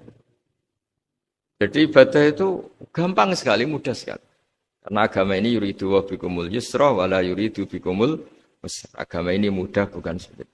Ya, mohon maaf tadi saya nggak bisa datang yang jam 11 karena saya tadi malam hormat di Jogja, acara 7 harinya Kiai Haji Atabik tadi pagi baru datang. Tapi saya mohon pokoknya yang seneng ya hidup itu yang seneng, diberi kesempatan hidup sampai sekarang itu yang seneng. Jangan karena teman kamu meninggal terus akan-akan ini teman saya meninggal, paling saya besok. Kok kamu tahu? Nyatanya besok hidup lagi, besoknya ya hidup lagi sampai sekarang ya masih hidup. Sudahlah mensyukuri yang ada, jadi sudah saya mohon syukur itu penting lah, ini syakartum lazidanakum, justru dengan kita syukur itu insya Allah segalanya akan tambah baik, tambah apa? Baik. Jadi dulu ada orang yang sangat cerdas, namanya Jubair bin Mut'im. Dia saking cerdasnya, juga kaya, juga tokoh, dikirim sebagai delegasi pembebasan Asra Badrin, tawanan Badar. Kemudian pas datang ke Masjid Nabawi, Nabi delalah pas baca Wattur wa kitabim mastur. Sampai pada titik Nabi baca Am khuliqu min ghairi syai'in am humul khaliqun. Apakah penciptaan yang sedemikian canggih itu dimulai tanpa perwujudan, tanpa sesuatu yang real, yang maujud? Orang itu langsung bersimpuh, matur, ya Rasulullah saya Islam. Kada qalbi yatir, hampir hati saya, otak saya, pikiran saya itu terbang. Karena logika yang dibangun ateisme misalnya, kalau alam raya ini dimulai dari nihilisme, berarti logikanya apa? Al-adamu yakhluqu maujudan. Alam raya ini kan maujud, maujud itu ada. Kalau yang lebih dulu itu ketiadaan, berarti ketiadaan menjadi sebab kewujudan. Kalau dalam bahasa Arab itu, al-adamu yakhluqu maujudan. Sesuatu yang harusnya nggak jadi faktor karena ketiadaan, menjadi faktor sesuatu yang nyata. Itu kan nggak masuk akal. Ya, kalau alam raya ini ada al-adam sing yasbiku maujudan, berarti alam raya ini al-adamu yakhluqu maujudan, sesuatu yang tidak ada menciptakan yang ada. Dengan logika itu terus kita ngaji, diajari sama guru-guru kita, sifat dasar Allah itu maujud. Wallahu maujudun qadimun. Terus masuk. Yang harus distatuskan pertama dari Allah itu apa? Maujud, wujud. Karena dengan wujud ini layak menjadi penyebab adanya alam raya ini. Sehingga ketika kita menolak faham nihilisme atau ateisme, faham tanpa Tuhan, tanpa pencipta awal, kita punya diroyah. Bahwa tidak mungkin ketiadaan ini menjadi sebab perwujudan alam raya ini. Yaitu amkhuliku min ghairi syai'in. Masa alam raya ini diciptakan tanpa sebab yang nyata, yaitu wajibil wujud. Siapa itu? Allah Subhanahu wa ta'ala. Begitu juga menyangkut sholawat. Orang boleh beda pendapat tentang redaksi sholawat. Ada masalah ala Muhammad, ala Sayyidina Muhammad, Nabi Muhammad. Monggo lah masalah redaksi saja. Tapi setelah dianalisis, Nabi itu Pak Rektor, jadi Nabi setelah Nabi Isa saking dihormatinya sampai dituhankan. Juga jadi Nabi yang ada cerita masih hangat, orang Yahudi itu bunuh Nabi. Jadi yang satu mendudukkan Nabi sedemikian tinggi sampai kayak Tuhan. Yang satu menjatuhkan Nabi sedemikian rendah sampai dibunuh. Kayak apa susahnya jadi Nabi Muhammad SAW. Kemudian dengan gampang Hadaddin agama ini bikin syariat yang bernama sholawat. Redaksinya monggo lah sesuai tradisi masing-masing. Allahumma sholli ala Muhammad, Allahumma sholli ala Sayyidina Muhammad, ala Nabiyina Muhammad, monggo lah. Tapi yang jelas redaksi ini kalau didiroyah dikaji, Allahumma itu Tuhan, Tuhan itu pemberi. Wa Muhammadun wa in jalla qadruh abdun min ibadi. Muhammad apapun tinggi derajatnya tetap berstatus hamba. Sehingga agama ini terjaga oleh syihotus sholawat. Agama ini terjaga oleh redaksi sholawat. Yaitu Allah tetap pemberi sebagai Tuhan yang enggak tersaingi, la syarikalah. Rasulullah Muhammad wa in jalla qadruh. Apapun prestasinya, bisa mi'raj, bisa apa saja, tetap seorang hamba yang butuh muhtajun ila rahmatih. Jika redaksi Allahumma sholli ala Muhammad ini mengukuhkan yang Tuhan tetap Tuhan, hamba pilihan tetap hamba pilihan. Tentu dengan redaksi ini kemudian kita mendudukkan Nabi benar-benar posisi terhormat. Yaitu orang yang paling berhak dapat askat tahiyat. Mendapat penghormatan Allah paling tinggi. Yaitu Rasulullah Muhammad SAW. Dan itu diulang-ulang oleh Allah. Subhanalladzi asra bi'abdi. Status hamba ini diulang. Lagi-lagi ini bernama diroyah. Bernama apa? Contoh ketiga misalnya fihi ayatum bayinatum maqamu Ibrahim. Dulu orang Yahudi itu ada diskusi masif. Syaratnya Nabi itu mbah-mbahnya harus Nabi. Harus keturunan Nabi. Kemudian semua Nabi rata-rata di Palestina, di Syam. Lalu Muhammadnya asal-usulnya dari mana? Tahu-tahu orang Arab kok Nabi. Padahal orang Arab itu dulu jahiliyah. Walhasil terus diceritakan bukti Muhammad ini turunan Ibrahim adalah ada jejak kaki Nabi Ibrahim di dekat apa? Ka'bah. Fihi ayatum bayinatum maqamu Ibrahim. Kalau Nabi Ibrahim pernah di Mekah, artinya beliau pernah meninggalkan turunan yang di Mekah. Itu bernama Nabi Muhammadun sallallahu alaihi wasallam. Itu disebut fihi ayatum bayinatum maqamu Ibrahim. Nah, itu namanya diroyah. Diroyah itu satu perilaku keseharian kita beragama, kemudian tahu logikanya. Yang keempat misalnya, mangkana yu'minu billahi wal yaumil akhir fal yukrim apa? Jaro. Orang yang iman karena Allah dan Rasul, maka memuliakan tetangganya. Andaikan pakai hukum sosial, tentu kalau tetangga kita baik, kita baik. Kalau kurang baik, kok kurang penggawean kan gitu. Tapi dulu itu pernah ada seorang ulama itu dibully ya, dikerjain sama anak muda tetangganya. Pak Kiai datang ke rumah saya, orang ini datang. Kemudian setelah di rumahnya, saya tidak jadi butuh sama Pak Kiai, silahkan pulang. Itu Kiainya senyum menikmati. Dan itu terulang 3 kali. Dibully seperti itu, dikerjain terulang 3 kali. Lalu tetap Kiainya tuh asik, seneng sekali. Lama-lama pun dia ini tanya, kenapa engkau tidak tersinggung? Padahal saya kerjain sampai 3 kali. Tak undang, terus tak suruh pulang, tak undang, tak suruh pulang. Kata Kiai tadi, yang memerintahkan baik sama tetangga itu Allah. Jadi saya nikmati ketika bisa baik sama Anda. Tidak ada urusannya dengan perilaku Anda yang menolak saya. Nah itu terus kita tahu, memang motifnya kita baik sama tetangga karena iman sama Allah dan Rasul, bukan hukum kompensasi sosial. Jadi kalau mau diteruskan Pak Rektor, saya ngajar di sini ya karena perintah Allah itu orang alim harus ngajar, bukan karena perintah Rektor. Kalau diteruskan. Ya saya mohon juga gitu, para dosen, para karyawan di sini, kalau nggak khianat dengan UI itu karena takut sama Allah, jangan takut sama Rektor. Kalau Anda baik juga karena Allah, jangan baik karena apa? Rektor. Bagaimanapun ya semua kita ini makhluk. Makhluk itu la yadurru wa la yanfa. Begitu juga melihat Indonesia. Melihat saya ini kan ikut di UI itu lama sekali, ikut sama Profesor Zeni, dari Profesor Zeni nulis tafsir. Mungkin Pak Hersoyo tahu banyak, dulu Pak Lutfi ya tahu banyak. Tapi saya memang nggak pernah terbuka karena ya memang nggak ingin sebenarnya. Kondisi ini kondisi darurat. Sehingga saya tahu cara berpikir Profesor Zeni, ya tahu komitmen beliau pada UI. Dan pendiri UI memang ya banyak yang dari tokoh NU, Muhammadiyah, dari tokoh-tokoh ormas yang lain. Memang didirikan banyak orang. Hingga UI memang nggak milik ormas apa tertentu. Dari satu sisi memang baik, nggak dikuasai ormas tertentu. Tapi nanti kalau keterusan ya nggak berbentuk.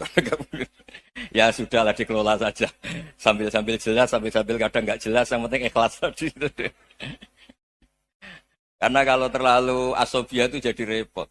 Kita ini yang nekuni fikih itu tahu. Kalau tidak kuno itu madhabnya Hanafi. Kuno itu madhabnya Syafi'i. Tahu-tahu seakan-akan Imam Syafi'i itu NU, Imam Abu Hanifah itu Muhammadiyah. Padahal ini orang-orang yang sebelum NU dan apa? Muhammadiyah. Jadi kalau kita yang nekuni ilmu itu biasa saja dengan perbedaan. Tapi kalau orang-orang yang nggak siap dengan perbedaan itu sampai Allah disifati Ta'ala itu tidak terima. Padahal Ta'ala itu maknanya Maha Luhur, yang Maha Agung. Jadi ada seorang kiai kebetulan pidato pertama Pak Rektor. Assalamualaikum warahmatullahi ta'ala wabarakatuh. Ilmu balik kedua ini nggak terima karena itu dianggap bid'ah ada Ta'ala. Hanya dia bilang Assalamualaikum warahmatullahi ta'ala wabarakatuh. Itu saking asobiahnya itu Allah ditambahi Ta'ala itu tidak terima. Padahal Ta'ala itu maknanya Maha Agung. Nah itu kan jadi repot kalau asobiah gitu. Kalau kita ngadepi perbedaan itu biasa saja. Karena kita mungkin bacanya banyak, lihat hal-hal seperti itu ya biasa saja. Karena dulu itu perbedaan itu urusan sudut pandang. Ya saya ulang lagi, perbedaan itu sudut. Allah yang Tuhan saja sering didebat sama nabi-nabinya. Karena urusan sudut pandang apa? Saya beri contoh ya. Suatu saat Khalilur Rahman Ibrahim itu saatnya meninggal sama Allah, Israel disuruh. Israel itu Ibrahim saatnya meninggal, ambil nyawanya. Setelah datang ke Ibrahim, ya Khalilur Rahman Ibrahim, saya disuruh nyabut nyawa Anda. Itu Israel dipaksa mikir sama Ibrahim.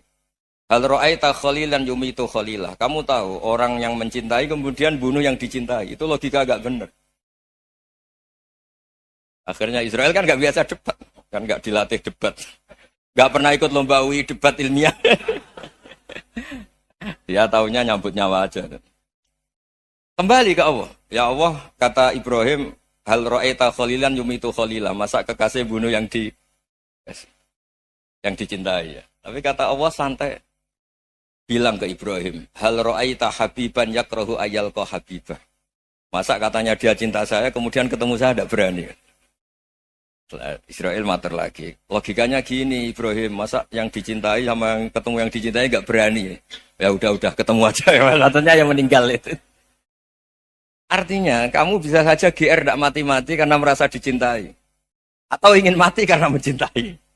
Nah maksud saya, dalam hal-hal seperti ini orang UI pasti gak jelas. Katanya cinta Allah suruh mati ya gak mau. Gak jelas kan? Dibilang gak cinta juga gak mau. Tapi dibilang cinta kalau ukurannya mati juga gak mau.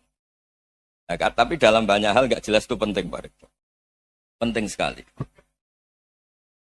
Buatan guyon. Saya beri contoh sekian ilmiah. Gak jelas itu penting.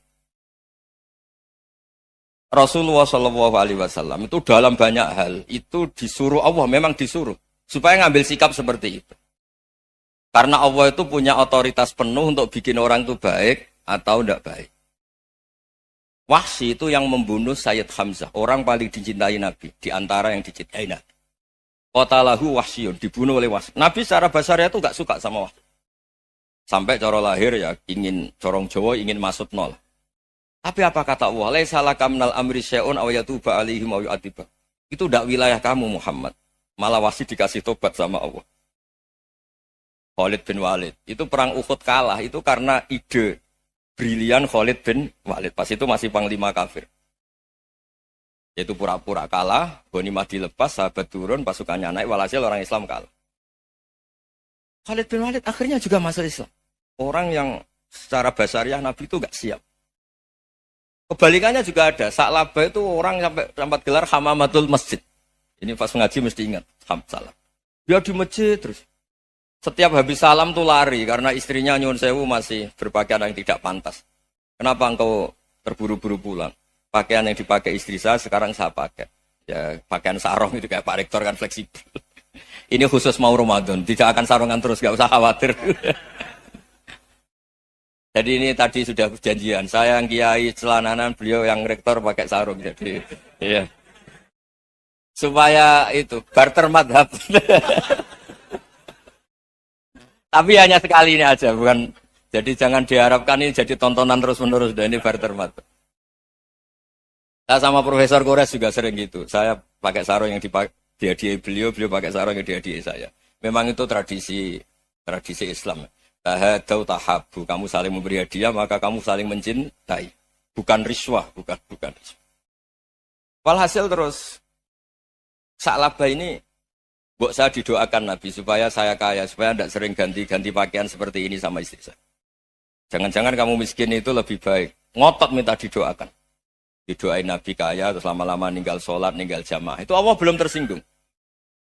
Yang mulai Allah tersinggung itu kan saya sering fatwa di mana-mana, sering memberi saran. Mumpung kamu miskin itu sering sedekah. Karena kalau sudah kaya itu tidak bisa. Saya memberi analogi gini. Kalau saya masih santri miskin, punya uang 100.000, diminta guru saya 50 tak kasihkan. Padahal itu 50%. Punya 2 kambing kurus, diminta guru saya 1 pasti tak kasihkan. Padahal itu 50%. Jadi kalau punya sapi Brahman atau sapi limusin yang harganya itu 100 juta, punya 2, diminta 1 boleh enggak? Tidak boleh. Saya punya motor butut 2, diminta teman saya 1 boleh. Tapi kalau Davidson Harley itu nggak boleh. Nah, Walhasil itu kalau kita miskin, misalnya kita zaman kuliah atau zaman mondok atau zaman apa saja, punya uang 100.000, narik temannya sampai 50.000 kan biasa. Tapi setelah 1 miliar, berani nggak kamu kasihkan 500 juta? Sama-sama 50%. Enggak kan?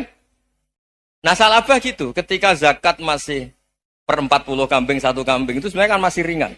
41, 82. Kambingnya itu sudah mabenal jabalen. Barang dihitung zakat karena sudah ribuan, jumlahnya sampai 400 kambing. Banyak lah pokoknya. Terus kata salabah, ini pemerasan. Karena jumlahnya besar. Allah tersinggung karena nabinya dianggap narik zakat itu dianggap kharat, dianggap pemeras. Allah tersinggung kemudian fa'aqobahum nifakon fi qulubihim ila yaumil. Dia ditegur munafik. Semenjak itu terus tadi kembali gak jelas tadi. Barkohnya gak jelas itu menjadi orang tuh bijak. Ini sekarang nakal, jangan-jangan nanti jadi orang baik. Yang sekarang baik, jangan-jangan suatu saat jadi tidak baik. Semua orang introspeksi. Gak ada jaminan kalau kita sekarang baik akan baik terus. Gak ada jaminan kalau kita sekarang buruk akan buruk terus. Sehingga terus banyak kiai-kiai bijak itu memang lahirnya gak tegas. Tapi gak tegas itu yang menjadikan bijak. Karena sama-sama mungkin. Itu yang disebut laisa laka minal amri syai'un aw yatuba alihi mau yu'adzibun. Itu tidak wilayah kamu. Ketika Allah mengomentari orang munafik juga wa yu'adzibal munafiqina insya'a aw yatub. Bisa saja ada yang disiksa, bisa saja ada yang dikasih tobat. Karena pola yang kita analisis itu semuanya menurut kita. Bukan menurut kemaslahatan orang apa? Banyak. Saya punya sekian contoh cerita. Orang yang sowan kiai baik-baik, mungkin bawa gula atau salam tempel, tidak tahu lah. Itu tidak mesti jadi wali. Tapi Kali Joko yang kenal Sunan Bonang, itu kenalnya itu karena ingin begal. malah jadi wali. Tapi tidak usah dicoba.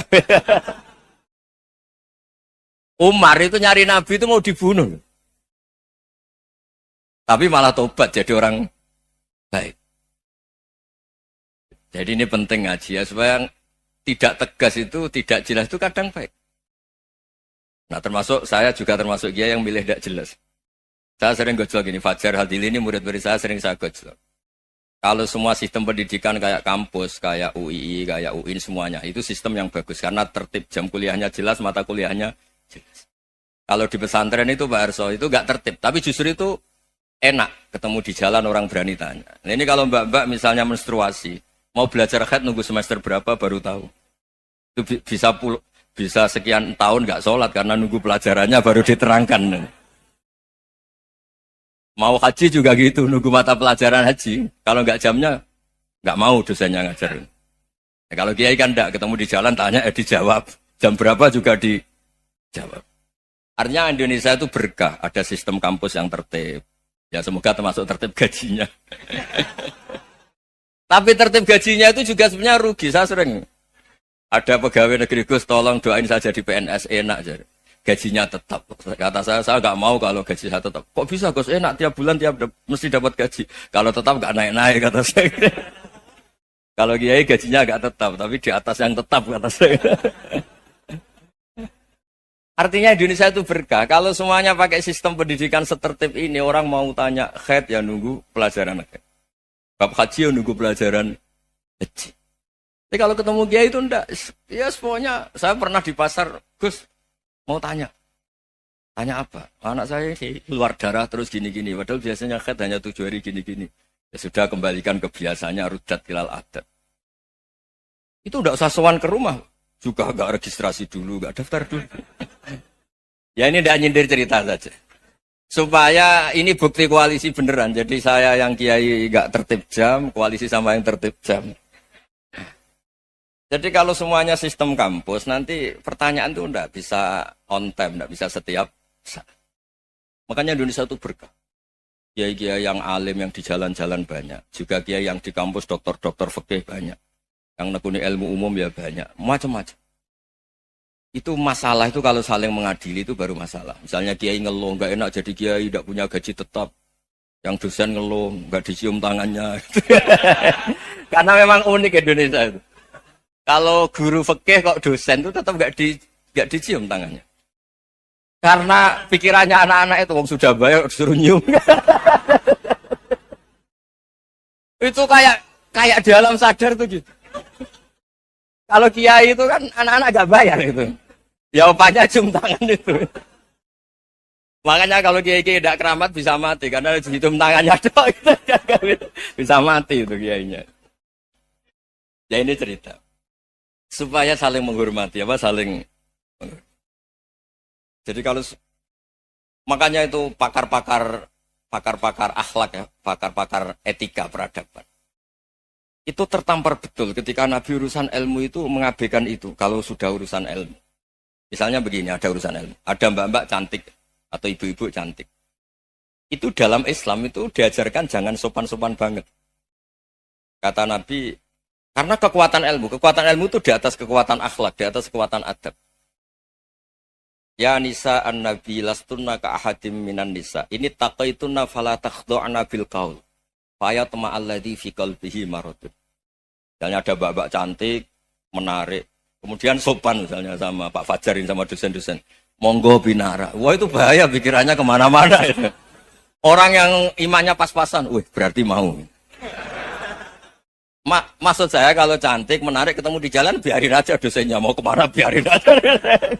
Gak usah dihormatin. Kalau dihormatin, Pak mau kemana sadere no bisa bahaya. Nah, biarin aja. Kalau tanya, Dek ini alamatnya mana? Cari sendiri Pak. Karena hanya dengan cara itu, si Pak dosen ini gak kepikiran. Gak ada orang suka, orang kedus itu gak akan. Tinggal sudah cantik, sopan. Wah bisa pikirannya macam-macam. Itu ilmu. Fala takhdu'na bil qaul. Kamu jangan terlalu lirih kalau ngomong. Fayat ma'alladhi fi qalbi maradun. Orang yang pikirannya masih kotor pasti berpikir yang negatif. Anda mungkin demi sopan sama dosen Anda. Tapi sejauh mana dosen Anda juga berpikir positif. Itu kan uji iman sama uji nyali. Nah, sama pejabat yang sopan sama kiai mungkin punya Alphard, punya Robicon, punya terus bawa uang banyak. Terus sama kiai cium tangan hormat. Jangan-jangan kiainya yang pikirannya macam-macam. Ini berarti bisa jadi muhibbin potensial misalnya. Nah, saya ini termasuk kiai yang pengagum ilmu. Sehingga saya sama orang yang medit, yang kikir sama saya itu saya senangnya bukan main. Kenapa? Karena kalau orang medit itu gak berhak nuntut. Tapi kalau orang lomo 1 juta minta surga, 2 juta ya minta apa? Surga. Gus, salam tempel. 200.000 aja kadang minta surga. Tapi kalau yang kikir-kikir ya sudah salaman tok sudah. Gak minta apa-apa. Kan dia tahu diri, gak bayar kok minta. Maksud saya, Islam itu luas. Dinikmati saja, Pak. Dinikmati saja. Nah itu diroya. Maksudnya itu diroya. Diroya itu, kamu tahu aturan Islam itu kamu harus yakin khairihi wa syarrihi minallah. Semua itu ujian. Tapi kemudian dikaji. Makanya saya ini termasuk pengagum Imam Syafi'i. Imam Syafi'i itu dikasih tahu. Ada orang yang di depan engkau cium tangan hormat. Itu di luar ngomong-ngomong. Ngata-ngatain Anda. Imam Syafi'i tertawa-tawa sowan. Ada ini dikata-katain di luar kok. Kok tidak kamu anggap munafik malah tertawa. Berarti saya wibawa. Di depan saya nggak berani. Dianggap enteng saja. Dibilangin. Sebagian orang kampung sini nggak suka sama engkau. Baguslah, tidak akan pinjam uang sama saya. Di mana-mana orang pinjam minta tolong itu karena seneng. Kalau benci kan enggak. Intinya dianggap enteng saja. Yang terjadi di dunia itu semuanya dianggap enteng saja. Man asa ilaika faqat atlakoka. Yang berburuk sama kamu itu membebaskan kamu. Coba kalau akrab, titip. Ya misalnya akrab sama Pak Fajar. Bilangkan ke Pak Rektor, sangkat atau jadi guru tetap atau apa, kan ribet. Kalau tidak cocok kan nggak minta apa-apa. Makanya hati-hati Pak Rektor sama yang akrab-akrab itu. Itu dulu saya juga nggak paham. Di antara wasiat Bapak yang sering diulang-ulang tuh itu. Suatu saat kamu jadi kiai, ngelola orang nggak seneng tuh gampang. Sudah, situ orang lain. Tapi kalau ngelola orang orang seneng tuh repot. Mintanya aneh-aneh. 100.000 aja minta surga. Hanya teman tenis saja minta naik jabatan. Intinya itu ya sudahlah dikelola.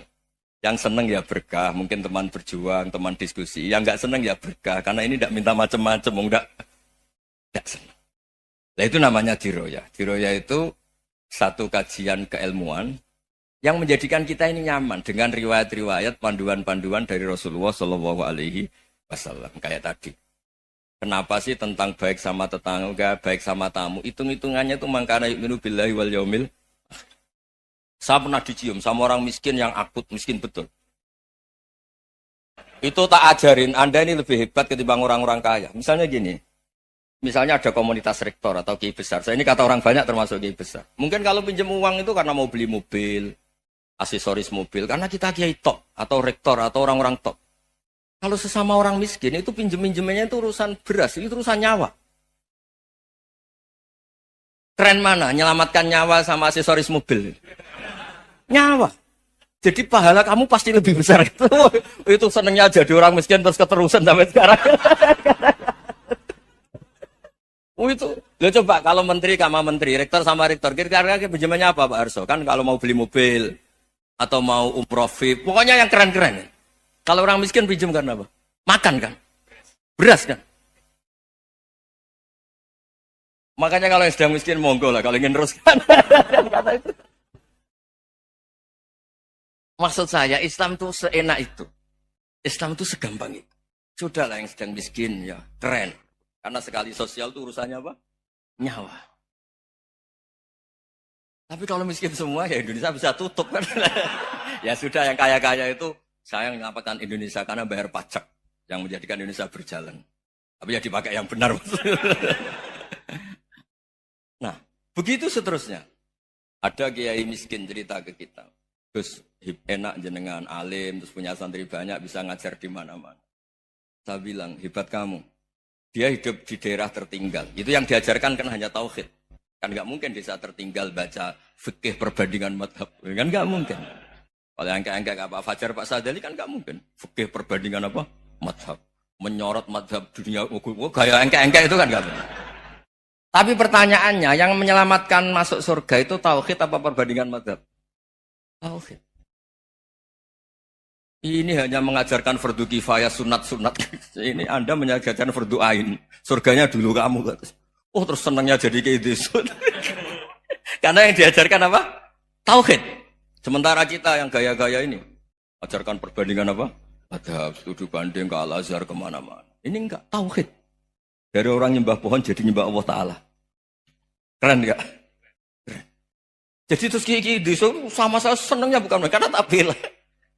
Tapi ada yang agak kurang ajar, tanya saya. Kalau itu hebat, kenapa Gus gak mau jadi kayak gitu? Waduh. Wah ya repot kalau pertanyaan. Terus tak jawab, kalau saya jadi kiai desa, kamu ngangsu ilmu dari mana coba? Ya dari jenengan, ya kalau sama gobloknya tidak bisa. Ya sudah, Gus aja yang jadi kiai besar. Maksud saya, ya sudahlah kita begini seperti yang saya ajarkan di sini, saya sarankan. Supaya orang itu tahu. Nah, ini namanya diroyah. Makanya kata Imam Ghazali itu, kalau kamu ingin sopan gampang, melihat anak kecil, Wa aqallu minni dzamban, dia dosanya lebih kecil. Karena masih kecil kan, tentu secara dosa enggak banyak. Kalau melihat orang yang tua, wa aktsaru minni ibadatan, dia tentu ibadahnya lebih banyak karena umurnya lebih banyak. Sehingga terus semua orang lain tuh di depan kita itu hebat. Ya semua orang lain sama, misalnya Pak ini rektor, Pak Fathul Wahid rektor, tanggung jawabnya lebih banyak, berarti pahalanya lebih banyak. Tapi sama, ketika melihat Nyon Sewu, melihat pegawainya yang secara lahir di bawahnya, ini tanggung jawabnya enggak banyak. Pasti salahnya juga enggak. Itu yang diajarkan Rasulullah SAW. Sehingga enak lah. Tapi kalau kita melihat orang lain selalu salahnya, itu pecundang. Allah saja tidak seperti itu kan. Amal baik ya ada khairan, amal buruk ya ada saron. Semuanya dilihat oleh Allah Subhanahu wa Ta'ala. Saya itu punya teman Gus, agak beling, agak seenaknya. Dulu miskin. Wah itu seenaknya betul. Kayak kenal Tuhan. Tak tanya. Kenapa kamu seenaknya? 1 bulan tuh labanya bisa 200 juta sampai 500. Sampai 1 miliar. Saya itu, Gus. Setelah duha itu perkembangannya bagus. Sholat duha itu. Saya pernah miskin. Kan kata, ingkana rizki fisama. Wa ingkana qalilan. Ya kalau fisama fa'anzilhu. Terus wa ingkana qalilan fakasirhu. Kalau sedikit, perbanyak. Ini trennya sudah benar semua. Nah, wa ingkana haroman fatohiru. Kalau haram yang kau sucikan. Makanya saya seenaknya, kalau qalilan sudah fakasiru, paling trennya yang nggak benar juga fatohiru. Kata dia yakin kalau yang nggak benar-benar sudah disucikan Allah. Karena yang lain-lain sudah. Dari miskin sudah kaya, qalilan sudah fakasiru. Paling yang haroman juga sudah fatohiru. Gitu. Tak tanya. Lah kamu kok tahu? Polanya sudah ada Gus, karena sang kamu sembrono sama Tuhan kok begitu kan. Tapi apapun itu seneng saya. Seneng saya sering salah teh, makanya saya mohon yang sekarang miskin sedang miskin itu ya ndak usah nyesal banget-banget. Kalau ingin kaya monggo lah, namanya orang juga ingin. Ya, tapi Anda harus bangga. Sosial antar kalian adalah urusan nyawa dan itu pahalanya luar biasa. Supaya kita, nah yang kaya-kaya juga boleh GR lah, karena pembayar pajak. Dan itu bisa menyelamatkan apa? Indonesia Raya. Begitu seterusnya. Itu yang diajarkan Nabi, antawadu'u hatta la yabghiya ahadun ala ahadin. Kamu semua harus tawadhu, sehingga antar kalian tidak saling tidak sopan, tidak saling liar, tidak saling mendolimi. Termasuk tadi, sikap gak jelas tadi. Orang dolim yang sekarang dolim bisa saja tobat. Yang sekarang soleh bisa saja nanti. Semuanya itu mungkin. Kita diajari ya muqallibal qulub tsabbit qalbi ala dini. Jadi keliru kalau kita dalam banyak hal harus tegas, enggak mesti. Al halalu bayyinun wal haramu bayyinun. Tapi ada wa bainahuma umurun mustabihat. Ada yang wilayahnya itu abu-abu. Misalnya ada perempuan cantik misalnya, contoh paling gampang. Kalau kamu ajari secara serius, kamu bisa saja tergoda jadi fitnah. Tapi kalau orang soleh gak berani ngajarin, kemudian digunakan orang fasik, malah menjadi orang nakal, kita juga tanggung jawab. Kamu mau tegas gimana? Wilayahnya sama-sama mungkin. Wilayahnya sama-sama mungkin. Yang dekat pejabat mungkin terkontaminasi KKN. Tapi kalau pejabat gak dekati orang soleh, punya perilaku yang gak soleh, yang repot juga Indonesia kan? Nah hal-hal seperti itu kita tidak perlu ngambil sikap. Maksudnya gak usah ngambil sikap, ya kita buktikan kalau milih satu madzhab, kita buktikan semuanya lebih baik, semuanya lebih bermanfaat, semuanya lebih berperadaban. Karena nggak bisa dihindari wabena humain. Termasuk nyuwun sewu, saya mohon maaf sama mulai Pak Harso, Pak Lutfi sampai Pak Fathul Wahid. Saya ini termasuk kiai yang nggak suka dekat sama orang-orang top. Bukan karena hasud. Memang konstitusi kiai harus gitu, la tamuddanna ainaika. Kenal orang lebih tinggi itu kan resiko. Misalnya saya kiai desa, mungkin punya keri tua sudah seneng, punya kijang tua sudah seneng. Gara-gara kenal Pak Wahid naik Camry, waduh kok saya kalah itu. Kenal orang itu kan resiko. Mungkin dosen-dosen sini kalau kenal saya di Rembang juga resiko. Di sini gak ada cium tangan, melihat saya di sana, wah gak enak jadi dosen. Jadi memang harus dibatasin. Sekiranya mungkin orang terus, karena latamud dan nanawa, ainaika ilah, kamu jangan sering melihat orang lain yang mungkin secara lahir dapat nikmat yang lebih tinggi timbang Anda. Kalau kamu gak bisa ngelola hati Anda bisa hasut, Anda bisa dengki. Paling tidak Anda bisa ada syukur. Saya itu sering didolani pejabat. Juga sering melihat pejabat di TV-TV. Naik mobil aja ada yang naikkan. Bahkan kalau wudhu itu anduk aja ada yang bawa. Itu kalau yang nggak kuat, wih naik jadi pejabat. Ya makanya terus konstitusi kiai itu mengatur, sudahlah. Mata kamu itu kamu batasin. Jangan melihat sesuatu yang potensi ya. Potensi menjadikan Anda tidak apa? Syukur. Jadi saya mohon, ini memang konstitusi saya sebagai kiai. Jadi saya, tapi di hati saya tetap akrab. Saya doakan semua untuk UI, untuk semua orang Indonesia kita doakan.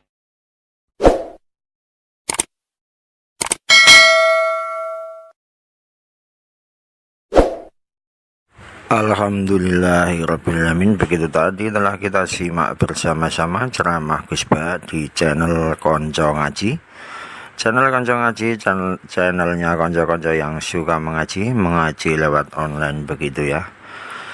Oke teman-teman semuanya, kita jeda untuk beberapa saat, nanti kita sambung lagi. Terima kasih buat teman-teman semuanya saja yang sudah menyimak sampai ke durasi ini. Semoga kita semuanya selalu dalam keadaan baik-baik saja, sehat walafiat, tak kurang satu hal apapun. Dipermudah dalam segala urusan kita ya. Ya oke, untuk kedepannya nanti kita sambung lagi ceramah Gus Ba yang berikutnya. Siapkan tempat atau persiapan untuk mengambil minuman atau makanan atau apa saja yang membuat kita nyaman untuk mendengarkan ceramah Gus Ba nantinya ya. Oke lah, kita sambung lagi ceramah Gus Ba yang berikutnya. kita mulai lagi. Jadi kowe ngekeki wong liya cek niat hadiah, cek niat hibah, tapi ning atimu motive suatu saat untuk lebih napa banyak. Niku nek cara tiang-tiang sing sae wis dianggap riba. Paham ya? Kaya kowe dadi mantu mertuamu lara-lara mbok tukono balsem. Terus tujuane untuk Tegal. Ha iku riba napa? Dadi mertua meh mati, lara-lara ngelu mbok tukono konidin, balsem. Anake kandung rapati peduli, terus mantune luwih sayang terus wasiat Tegal dikekno balsem. Lah niku mung balsem kok entuke napa? Tegal. Dadi iku haram iku cara napa? Dadi angel ngaji ku ya angel, urip ku angel. Dadi kowe ngaji aku lho, ngaji ngene loyal ngene tok njaluk swarga riba. Ngaji ra tenanan kok njaluke apa? Swarga iku riba. Dadi memberi sesuatu dengan niat mendapat lebih banyak iku jenenge riba. Dadi riba itu mboten rentenir tok. Semua transaksi yang ingin mendapat lebih banyak iku jenenge apa? Riba. Dadi wis mulane jegeman ke ngaji nang bu swarga. Ngajine ra tenanan kok njaluk swarga iku riba. Tapi riba sing halal niku. Kula wau ngaji terlambat gara-gara niku kula nu ditelepon pernah mbah kula. Terus diamanati sing berat dadi kula kok kepikiran nganti lali. Pernah mbah kula orang yang sangat-sangat saya hormati wong kula niku di mbah niku riyen terkenal wali. Dan niku adike wali niku nelpon kula. Dadi kula niku bingung tenan. Mbok didaftar wali mbok piye ra rasul ditelepon. Ngeten kula terangno nggih masalah ini serius sekali nggih. Mulane kula suwun pokoke nak ngamal sing ikhlas. Mulane kadang-kadang tiang dablek ku luwih apik, mergo khase dablek ku nak bar ngekeki ku lali. Riyen bapak nak ngandani tiang ngeten, sedekah iku anggape kaya wong ngising ya. Wong ngising kok bar napa? Lali. Jadi orang dulu itu istilahnya sampai uraan ngoten. Jadi kadang ilmu itu hanya bisa dijelaskan dengan bahasa yang sedikit uraan. Mulane wong iku aja geman gedeng wong uraan. Asal latar belakangnya wong alim lho, kecuali wong uraan dalan niku wis profesi nah niku.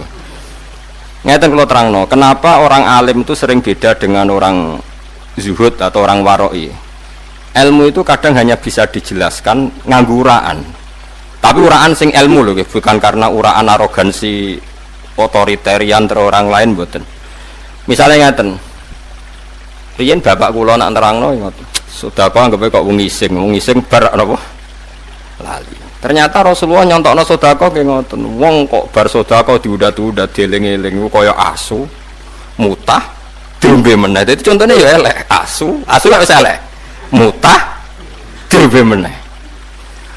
Terus Kiai Jawa nabi wae sapi-apike wong, ora ana akhlak nabi kaya apik. Tapi kadang nak nerangno ilmu yo kadang kasar. Wong kok ngundat-ngundat utawa narik balik sedekah iku kaya asu mutah diombe meneh.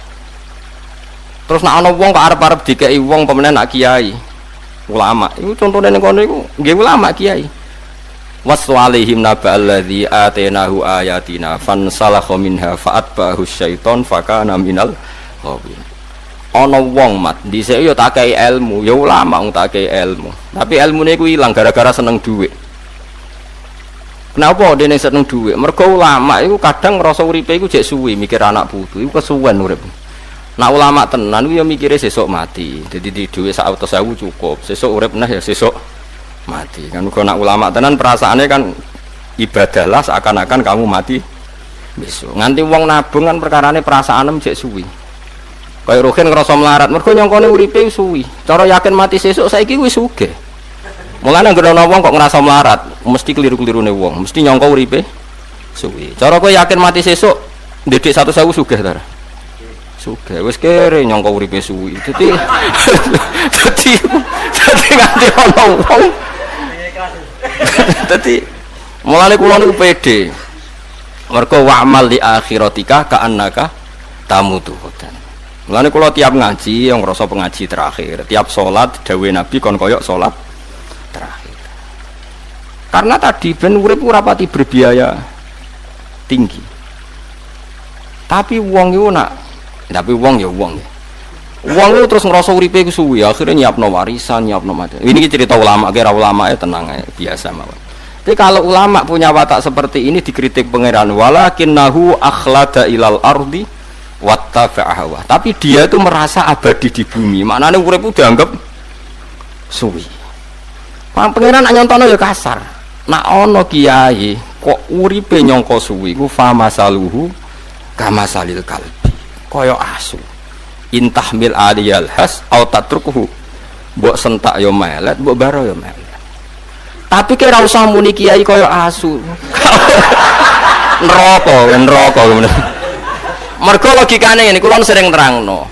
Pangeran iku ngritik kiai iku sah, mergo pangeran iku atasane kiai. Lah kowe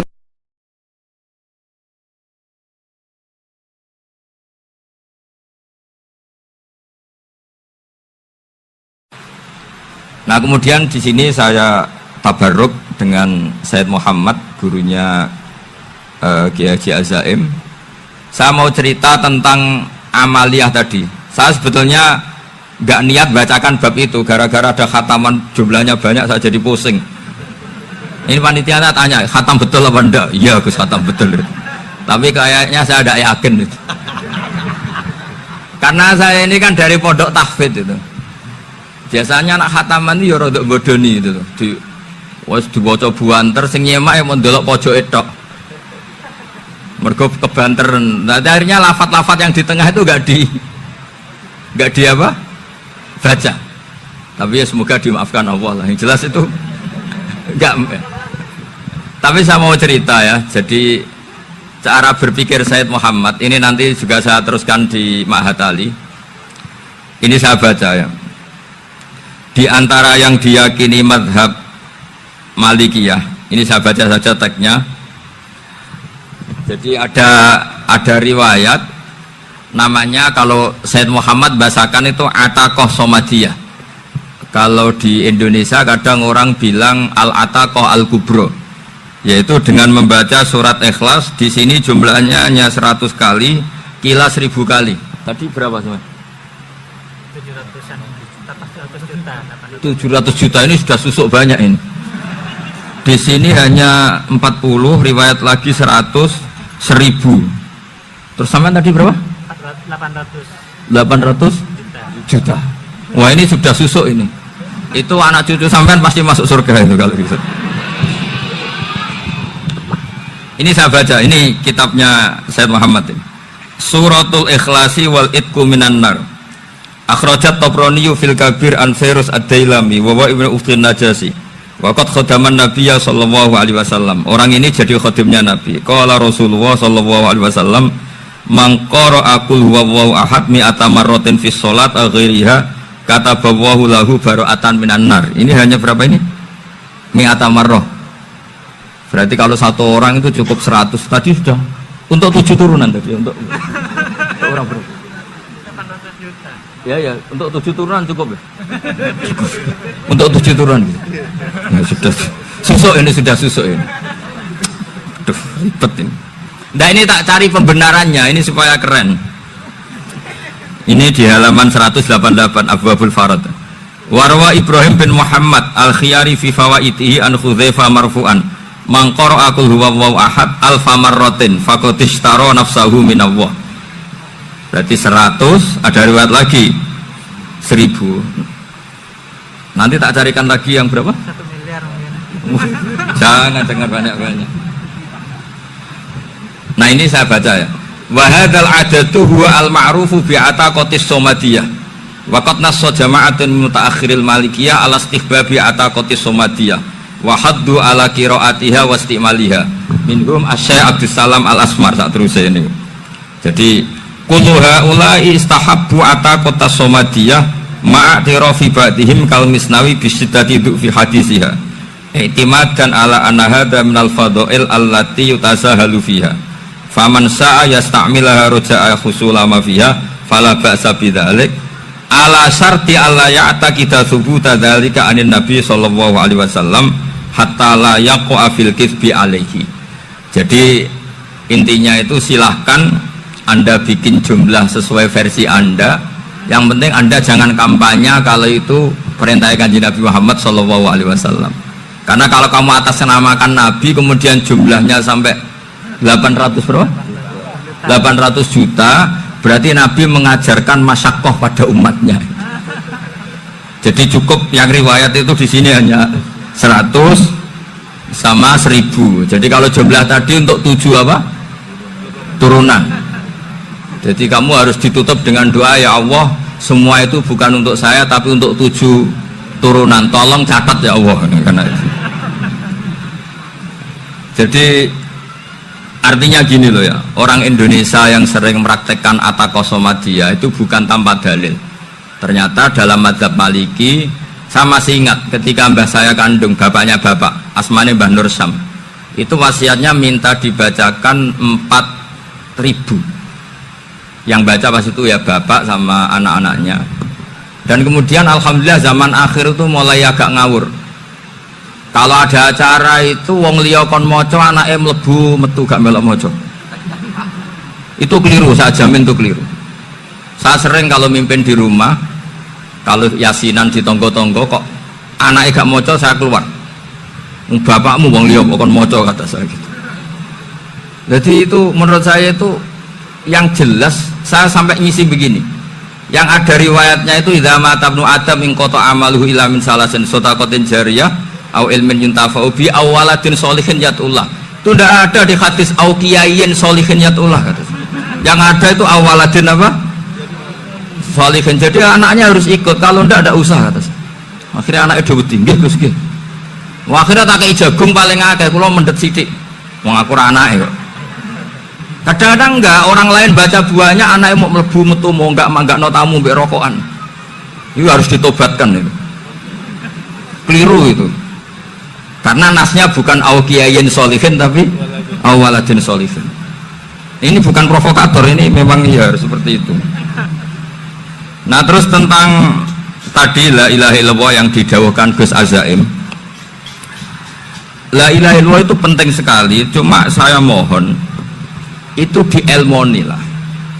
Jadi dulu kalimat ini menjadi spesial karena dielmoni, karena dimulai dari fa'lam annahu la ilaha illallah.